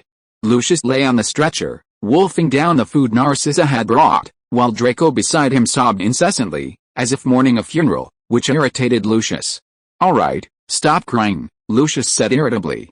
"I'm not dead yet." Draco immediately stopped wailing, covering his mouth with his hand, squeezing out a few sobs through his fingers. Lucius's words were true. He wasn't dead, just half dead. A scar ran across the left side of his face, the skin torn open like a canyon in a glacier. His nose was broken in two, the tip covered in a layer of scabs. His left hand was stiff and immobile, covered with frightening, congested blisters, as large as cockroaches. Narcissa looked at Lucius, her face pale, wiping away tears as she said, "How did you get so badly injured?" "My wand was knocked away by the troll at the very beginning, otherwise I wouldn't be in such a sorry state," Lucius sighed heavily.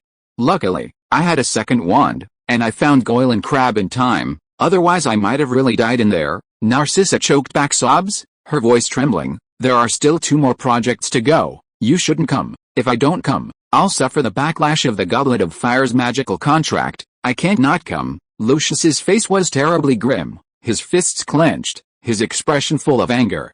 "I will repay all the suffering I've endured these past few days." Narcissa burst into tears, terrified that she wouldn't live to see that day, becoming a helpless widow. Malfoy had so many enemies, wouldn't she be bullied by them then? Just like that night of the Quidditch World Cup final, her husband was right there watching, and Rolf Scamander dared to treat her like that. If Lucius weren't around, she couldn't imagine what she would be like if she ran into Scamander again. Relying on her son Draco? He'd probably just be there telling her to give in. Seeing Narcissa crying so hard, Lucius assumed she was crying because of his injury, so he took her hand and comforted her. "It's all right, don't cry. The day of revenge isn't too far off. By the way, besides the 3 of us, who else survived?" 3 people died, a voice suddenly rang out from afar. "Besides the 3 of you, the Caro siblings and Ada Avery are also alive, but like you, they were seriously injured."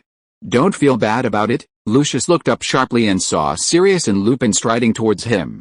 Enemies meeting are bound to be furious. Lucius gritted his teeth, his face grim, his eyes filled with intense hatred as he glared at the 2 men.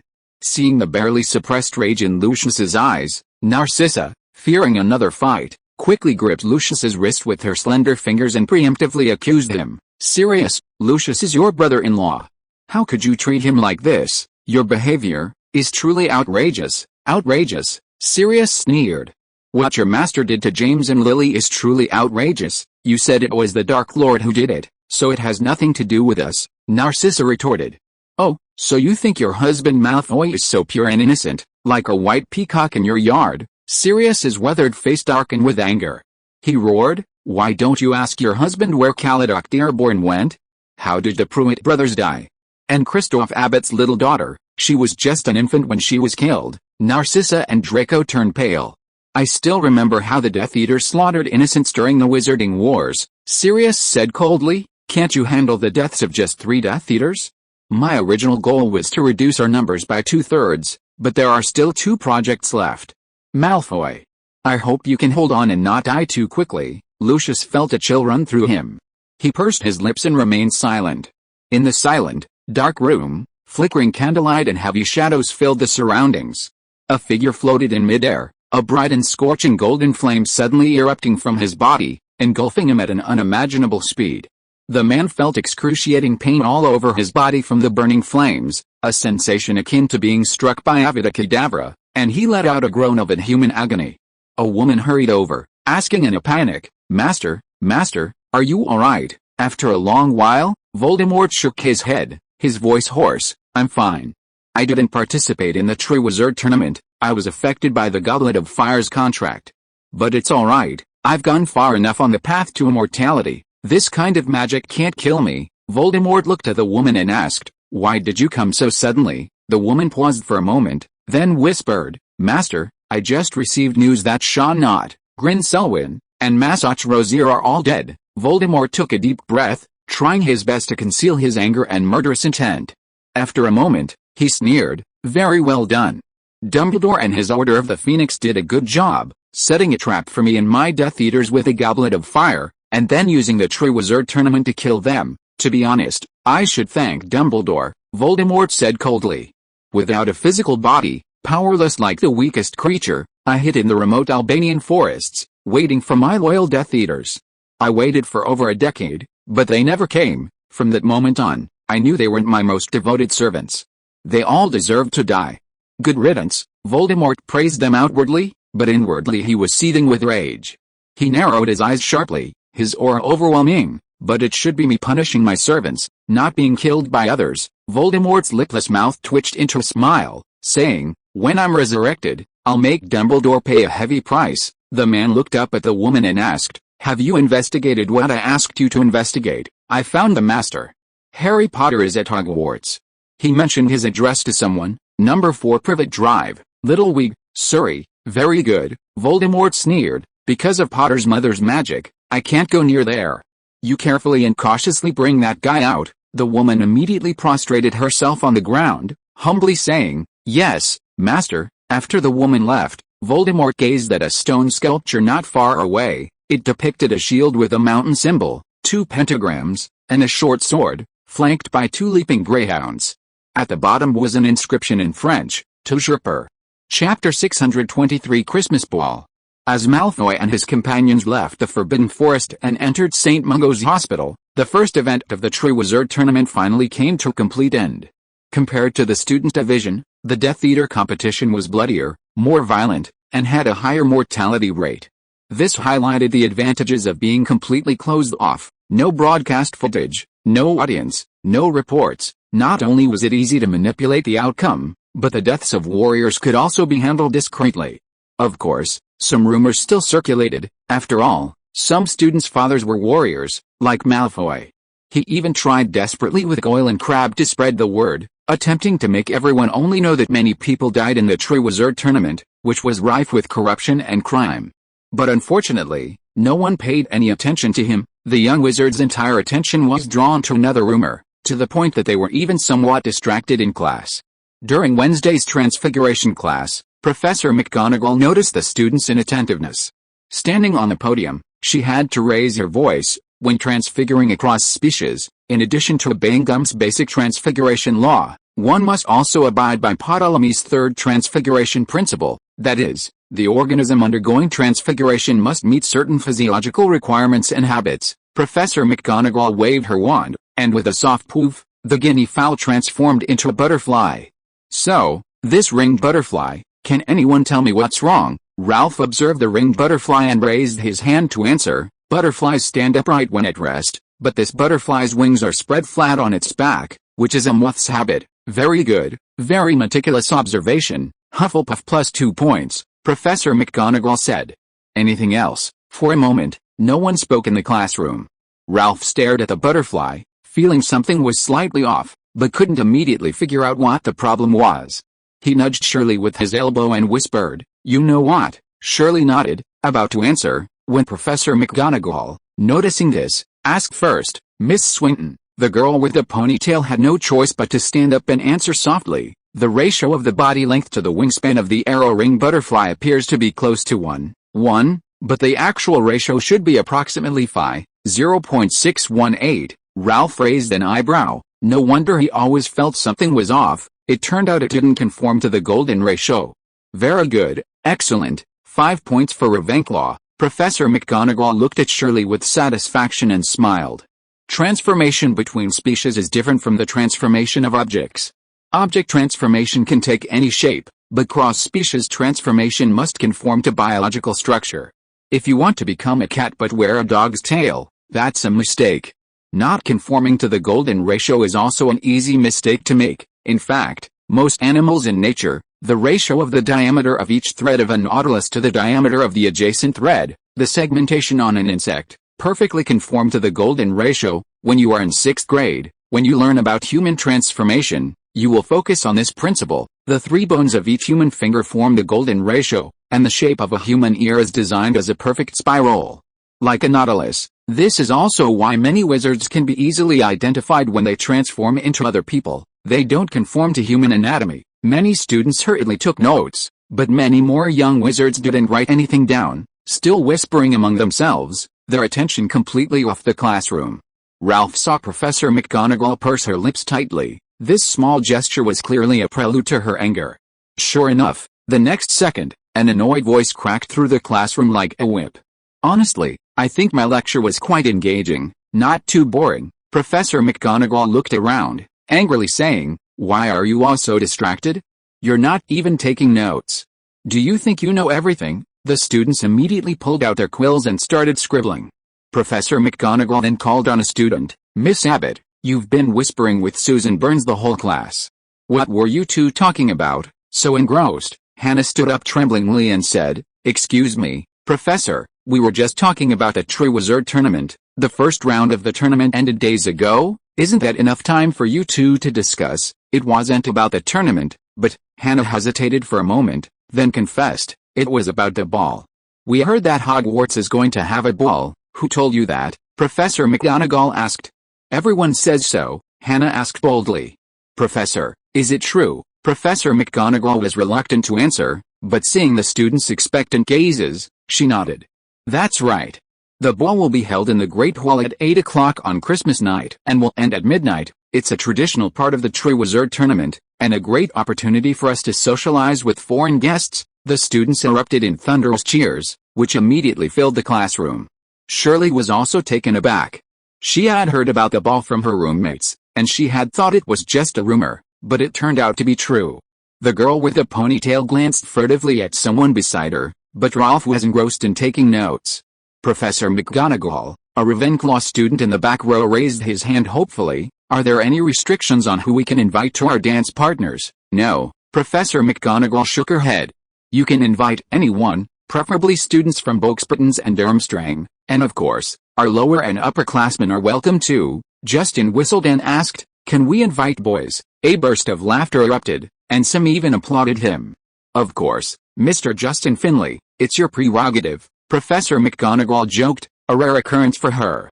"But I have to give you, and you all, some advice from someone who's been there. You'd better choose your dance partners quickly and send them invitations directly. If you hesitate until a few days before the ball, you'll find that all the good girls have already been invited." The girls smiled knowingly and nodded repeatedly, as if they were the good girls Professor McGonagall was talking about. The boys exchanged thoughtful glances, some glancing at Shirley sitting in the front row. "The same goes for girls," Professor McGonagall winked. "Excellent boys are in high demand, so don't hesitate." Ralph immediately felt a barrage of intense gazes upon him, along with whispers and laughter. "One more thing," Professor McGonagall said, looking at Ralph and Sherry. "Traditionally, the ball is opened by the champions and their partners, Scamander and Miss Swinton. You two cannot be absent from the Christmas ball. You must invite partners to open the dance." Ralph already knew this, so he didn't pay much attention, but Neville, standing nearby, couldn't wait to ask, "Ralph, who are you planning to invite?" Sherry, who had only been glancing at the boy out of the corner of her eye, immediately turned to look at Ralph. Neville continued, "Sherry, Hermione, or the Delacour sisters? Or the Pettier twins? I think they were quite pretty. Ginny from the Wheel Eyes, she seems to visit you often, and Linda Avery from Slytherin, she's a huge fan of yours, she even started the Scamander seminar in Slytherin. Ralph. Chapter 624 Snape's Ball Invitation. After the Transfiguration class, Professor McGonagall's words quickly spread throughout Hogwarts. The students, having received a definite answer, finally breathed a sigh of relief, then entered a state of inexplicable excitement and restlessness. If one had to describe this complex emotion, it would be something like this: spring has arrived, all things are reviving, and it's the breeding season for small animals. This might be an exaggeration, but for the Christmas ball, the young wizards did indeed begin to compete in their beauty and display their unique talents. The boys started paying attention to their appearance, all donning respectable robes and meticulously grooming their hair with hair wax. Even Justin, who wasn't known for his hygiene, reduced his foot-washing frequency from once every 5 days to once every 2. The girls were also making an effort to dress up. After class, they rarely wore their old-fashioned school uniforms, instead donning their prettiest clothes and adorning themselves in their finest attire. Eloise Midgen even applied a thick layer of foundation to try and conceal her acne-ridden face. The usual playful fighting was gone, the rush to the Great Hall during lunchtime had vanished, and the pranks in the hallways had stopped. Everyone seemed to have become a gentleman or lady. The young wizards, like peacocks displaying their plumage, were all trying to show their best selves to attract the opposite sex. But simply showing off wasn't enough, they had to take the initiative. However, asking someone to be their dance partner wasn't easy. Both boys and girls began appearing in groups, inseparable, even during class and meals. Thus, everyone faced a dilemma: to ask someone to be their dance partner, they had to do it in front of a large group. Success was naturally wonderful, but being rejected on the spot would be a school-wide social disaster. The pressure was unimaginable. However, as Professor McGonagall said, it was best to ask for a dance partner early, otherwise all the good boys and girls would be snatched up. Every student had someone they liked. They were afraid of rejection, but even more afraid of seeing their crush snatched away because of their momentary hesitation. So, after some hesitation and observation, many students began to take the initiative. On their way to potions class, Ralph and Hufflepuff students were stopped by a group of girls. Looking at the group of beautiful girls, Justin tossed his hair and laughed. "Some of them are definitely here to invite you to be their dance partner." Macmillan laughed. "What do they want from you? Your looks, or your unwashed feet?" "Damn it," Justin retorted angrily. "Let's make a bet. Just one galleon. Let's see who invites more girls later." "Sure," Macmillan readily agreed. "Neville, are you in?" Neville originally didn't want to participate, not only because his grandmother had taught him not to gamble, but also because he had seen Hermione and Ralph bet and always lose to him, almost to the point of exhaustion. Neville didn't want to follow in Hermione's footsteps. But then he thought about it again. The bet wasn't big, and it was a guaranteed win. Neville hesitated for a moment, then nodded and said, "Okay, but I'm betting on Ralph." "Ralph." At this moment, a girl stepped out from the crowd. She boldly approached Ralph, her cheeks flushed, and bit her lip, saying, "Scamander. I'm a Gryffindor student. My name is Misty Carr." Ralph looked at the girl and asked, "Hello, is there something you need?" Misty clutched the hem of her clothes tightly. Even though the boy was kind, she was clearly very nervous under his gaze. The girl hesitated for a moment, then turned to look at her friends.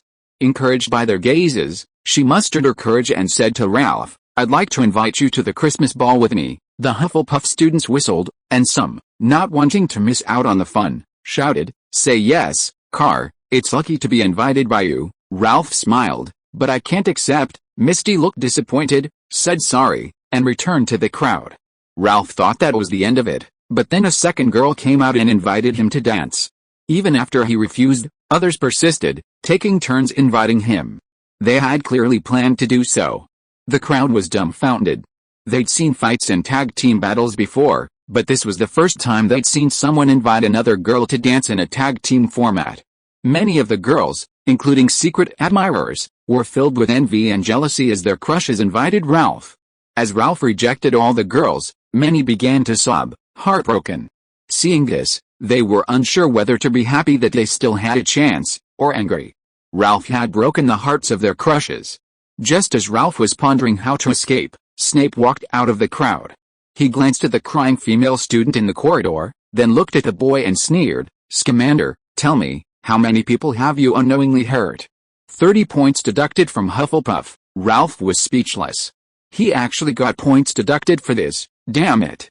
Although Snape deducted points, he also scared away the students who were watching and confessing their feelings, indirectly helping Ralph out of the predicament. Ralph and a group of Hufflepuff students hurried towards the underground classroom. Once there, he found Sherry and sat down beside her. Sherry was flipping through her potions textbook when she noticed Ralph's displeased expression and asked softly, "What's wrong?" Ralph quickly recounted what had happened in the corridor, ending with a resentful sigh. "Professor Snape deducted 30 points from me, and then a whole bunch of girls will definitely invite me. If he keeps deducting points like this, even 10,000 points wouldn't be enough for Hufflepuff." The girl with the ponytail covered her mouth and chuckled, "I have a way to help you." "What way?" Sherry smiled brightly and winked. "I won't tell you, just wait and see." Ralph raised an eyebrow, looking at her suspiciously. Just then, Snape walked into the classroom, and the two quickly shut up, as did everyone else. Snape, dragging his robes, paced around a pile of cauldrons, his black eyes fixed on the trembling students. Suddenly, an owl flew in, hovering above the classroom, and dropped a smoking red letter at Ralph's feet. It was a howling letter. This was the first time Ralph had ever received such a thing. He immediately suspected it was from one of those rejected female students. Just as he was about to destroy it, Snape's languid voice rang out. "Don't move, Scamander. Let's hear what's in the letter." "I think it might be from one of those poor girls you've hurt." Snape's lips curled into a smile, and he impatiently waved his wand. The letter opened instantly, the loud bang filling the entire classroom and shaking dust off the ceiling. But then, Snape's smile froze on his face like sour milk. "My dearest Professor Snape, I am a first-year Gryffindor student. On my first potions class, I was captivated by your striking, sexy aquiline nose, greasy black hair, and handsome face. From that moment on, I became a devoted admirer. You are my potions prince, the Slytherin giant, and I would like to invite you to be my dance partner. I hope you will not refuse, your loyal little lion." The letter burst into flames, curling into ashes, and the entire class fell into deathly silence. Chapter 625 Ron, do you want a dance partner? The students barely dared to speak for the entire class, even their breathing was barely audible, and smiles were out of the question. They were terrified of making a sound that might make Snape think someone was laughing at him, which would be the end of them. But such caution was futile. After all, just hearing the contents of the Howl's letter was enough to lead to their demise. Under Professor Snape's gentle and approachable teaching, Hufflepuff and Ravenclaw combined to lose 100 house points in a single class, in reverse. Several students who ruined potions were put in solitary confinement, and Neville, who burned a cauldron, was exiled to the washroom to clean toilets. The homework assigned after class was enough to circle Hogwarts. You'd think it was Christmas holiday homework. As revenge, news that Snape had been invited to be a dance partner by a Gryffindor student spread immediately after class among the Badgers and Hawks. Snape's feud with Gryffindor was common knowledge, so the idea of a little lion inviting him to the ball seemed incredibly strange. Everyone was extremely curious about this mysterious, eccentric student, with some even offering a hefty reward for his identity. Where there was curiosity, there was bound to be some who lost their composure, like Ron. He paced back and forth in the Gryffindor common room, exclaiming incredulously, "Even someone like Snape gets invited out, but no girl asks me to be her dance partner. I'm a champion, one of the 5 champions of Hogwarts. Shouldn't I be in high demand?" Ron grew increasingly angry, slapping the castle made of exploding cards. The entire castle instantly exploded, singeing his eyebrows. "You look great, Ron, it suits your gown perfectly." Fred, who was writing a letter, looked up and smiled. "It's a shame you can't find a dance partner, such a beautiful look is wasted." "I'm sure I can find one," Ron said angrily. "I'm a champion, there are a dozen or so champions in the school, it's not that prestigious a status." George chuckled. "If you had been any decent in the first project, you would have found a dance partner by now." "That's right, you were terrible, and everyone saw your performance through the monitors. No one would want to be your dance partner," Fred added. Ron glared at Fred. "You talk as if you have a dance partner." "I do have one, Angelina," Fred answered without hesitation. For a moment, even Harry, who had been lost in thought, looked up in surprise. "You've already invited her." "Good question." Fred turned and called out towards the common room, "Hey, Angelina." Angelina was chatting with Arya Spinnet by the fireplace. Hearing the call, she looked at Fred. "What's wrong?" she asked loudly. "Would you like to come to the ball with me?" Angelina scrutinized Fred with a calculating look. "Okay," she said, then turned back to continue chatting with Arya, a faint smile on her face. "See," Fred shrugged at Ron and Harry. "Piece of cake, it's that simple." Harry looked at Fred with great admiration, ready to learn a few tricks from him. George stuffed a letter Fred had written into the envelope and asked, "Ron, can I borrow your owl? You're sending letters again." Ron frowned. "This is the 10th letter you've sent this week. Who are you writing to?" "Mind your own business, Ron, or I'll burn your nose too," George joked. "I won't lend you the owl unless you tell me," Ron huffed. "I'm also writing to Mum to tell her you two are up to your prank inventions again." "Are you threatening us?" Fred looked defiantly into Ron's eyes and said, "Little brother, you'll get what's coming to you doing this. Let's see who's going to be unlucky first." Ron picked up a quill, seemingly preparing to write a letter. George and Fred exchanged glances, then George suddenly laughed, snatching the quill from Ron's hand. "Telling you won't hurt. We're not playing any pranks. We're smuggling goods for others." "Smuggling goods, that's right. Hogwarts lists many items as prohibited and can't be brought into the school." George glanced around and lowered his voice. "We help other students bring in contraband from outside, and then take a cut. Is it profitable?" Ron's eyes lit up instantly. "It's all right. We're really just making a little money from our hard work." Fred shrugged. "I can't tell you more than that. It involves trade secrets." Harry asked curiously, "What does everyone ask you to smuggle?" "There are too many. Filch has listed several parchments of contraband," George whispered. "But lately, the hottest commodity is love potion. It's almost impossible to keep up with demand." "Love potion? What's that?" Harry asked, puzzled. "Love potion is the most effective love potion in the world," Fred smiled broadly. "Just add a little bit of something to you, and anyone who takes the potion will fall in love with you." Ron's eyes lit up with longing. He stared at the twins and asked, "Is it really that effective?" "Of course not," George laughed. "Love potion doesn't actually create love, it only causes intense infatuation or obsession." "That's still very useful," Ron said excitedly. "How much is a bottle?" "Very expensive," Fred said, looking into Ron's eyes. "But even if you had the money, we wouldn't sell you love potion." "Why?" Ron exclaimed angrily. "You'd buy it to give to someone else, but that's illegal," George said. "If you get caught, you'll be thrown in Azkaban. We don't want our little brother to be in jail before he's even an adult." "Then why do you sell it to other people?" Harry asked. "Selling love potions isn't illegal, but giving them to others is," George explained. "Besides, all the love potions we sell are bought by girls who want to give them to Ralph." "Ralph?" Harry and Ron exchanged shocked glances. "Yet," Fred remarked. "I bet more than half the girls at Hogwarts want to be Ralph's dance partner." "But Ralph definitely won't agree," Ron said. "He'll definitely ask Sherry. She's the prettiest girl at Hogwarts, and of course, that villain named Fleur might too. That's why they're resorting to such underhanded tactics," Fred said. "We've already warned Ralph to be careful, that it won't cause any trouble. That's why we sell them. We were even planning to give Ron a share, so we could all work together to make money." "Goodness, you guys are still operating like a supply chain. But you guys are different. If you want to invite a girl, you'd better not get any funny ideas," George warned. "If you get caught, you'll be sent to Azkaban." Ron looked disappointed. George patted him on the shoulder and comforted him. "Ron, if you really can't find a dance partner, we can introduce you to one." "Really?" Ron asked excitedly. "Which house is she from, and what's her name?" "We can't tell you right now. We'll only introduce you to someone if you can't find one," Fred chuckled. "That girl has beautiful black hair with a strong body odor that you can smell from far away. She's a bit aloof, usually keeps to herself, has never been in a relationship, has a clean private life, is very good at potions, and can even tutor you. We even wrote to her today to ask if she needs a dance partner." George laughed. "If you don't want one, we'll introduce her to Harry. Black hair, aloof, sharp-tongued." Ron had already conjured up an image of a beautiful, mature woman in his mind. "I do," Ron nodded repeatedly. George and Fred exchanged a knowing glance and then smiled happily. End of this chapter. Thank you so much for reading until the end. Don't forget to give it a like. Looking for more exclusive content and immediate access? Subscribe to our Patreon. Remember, every like, subscription or donation encourages us to continue.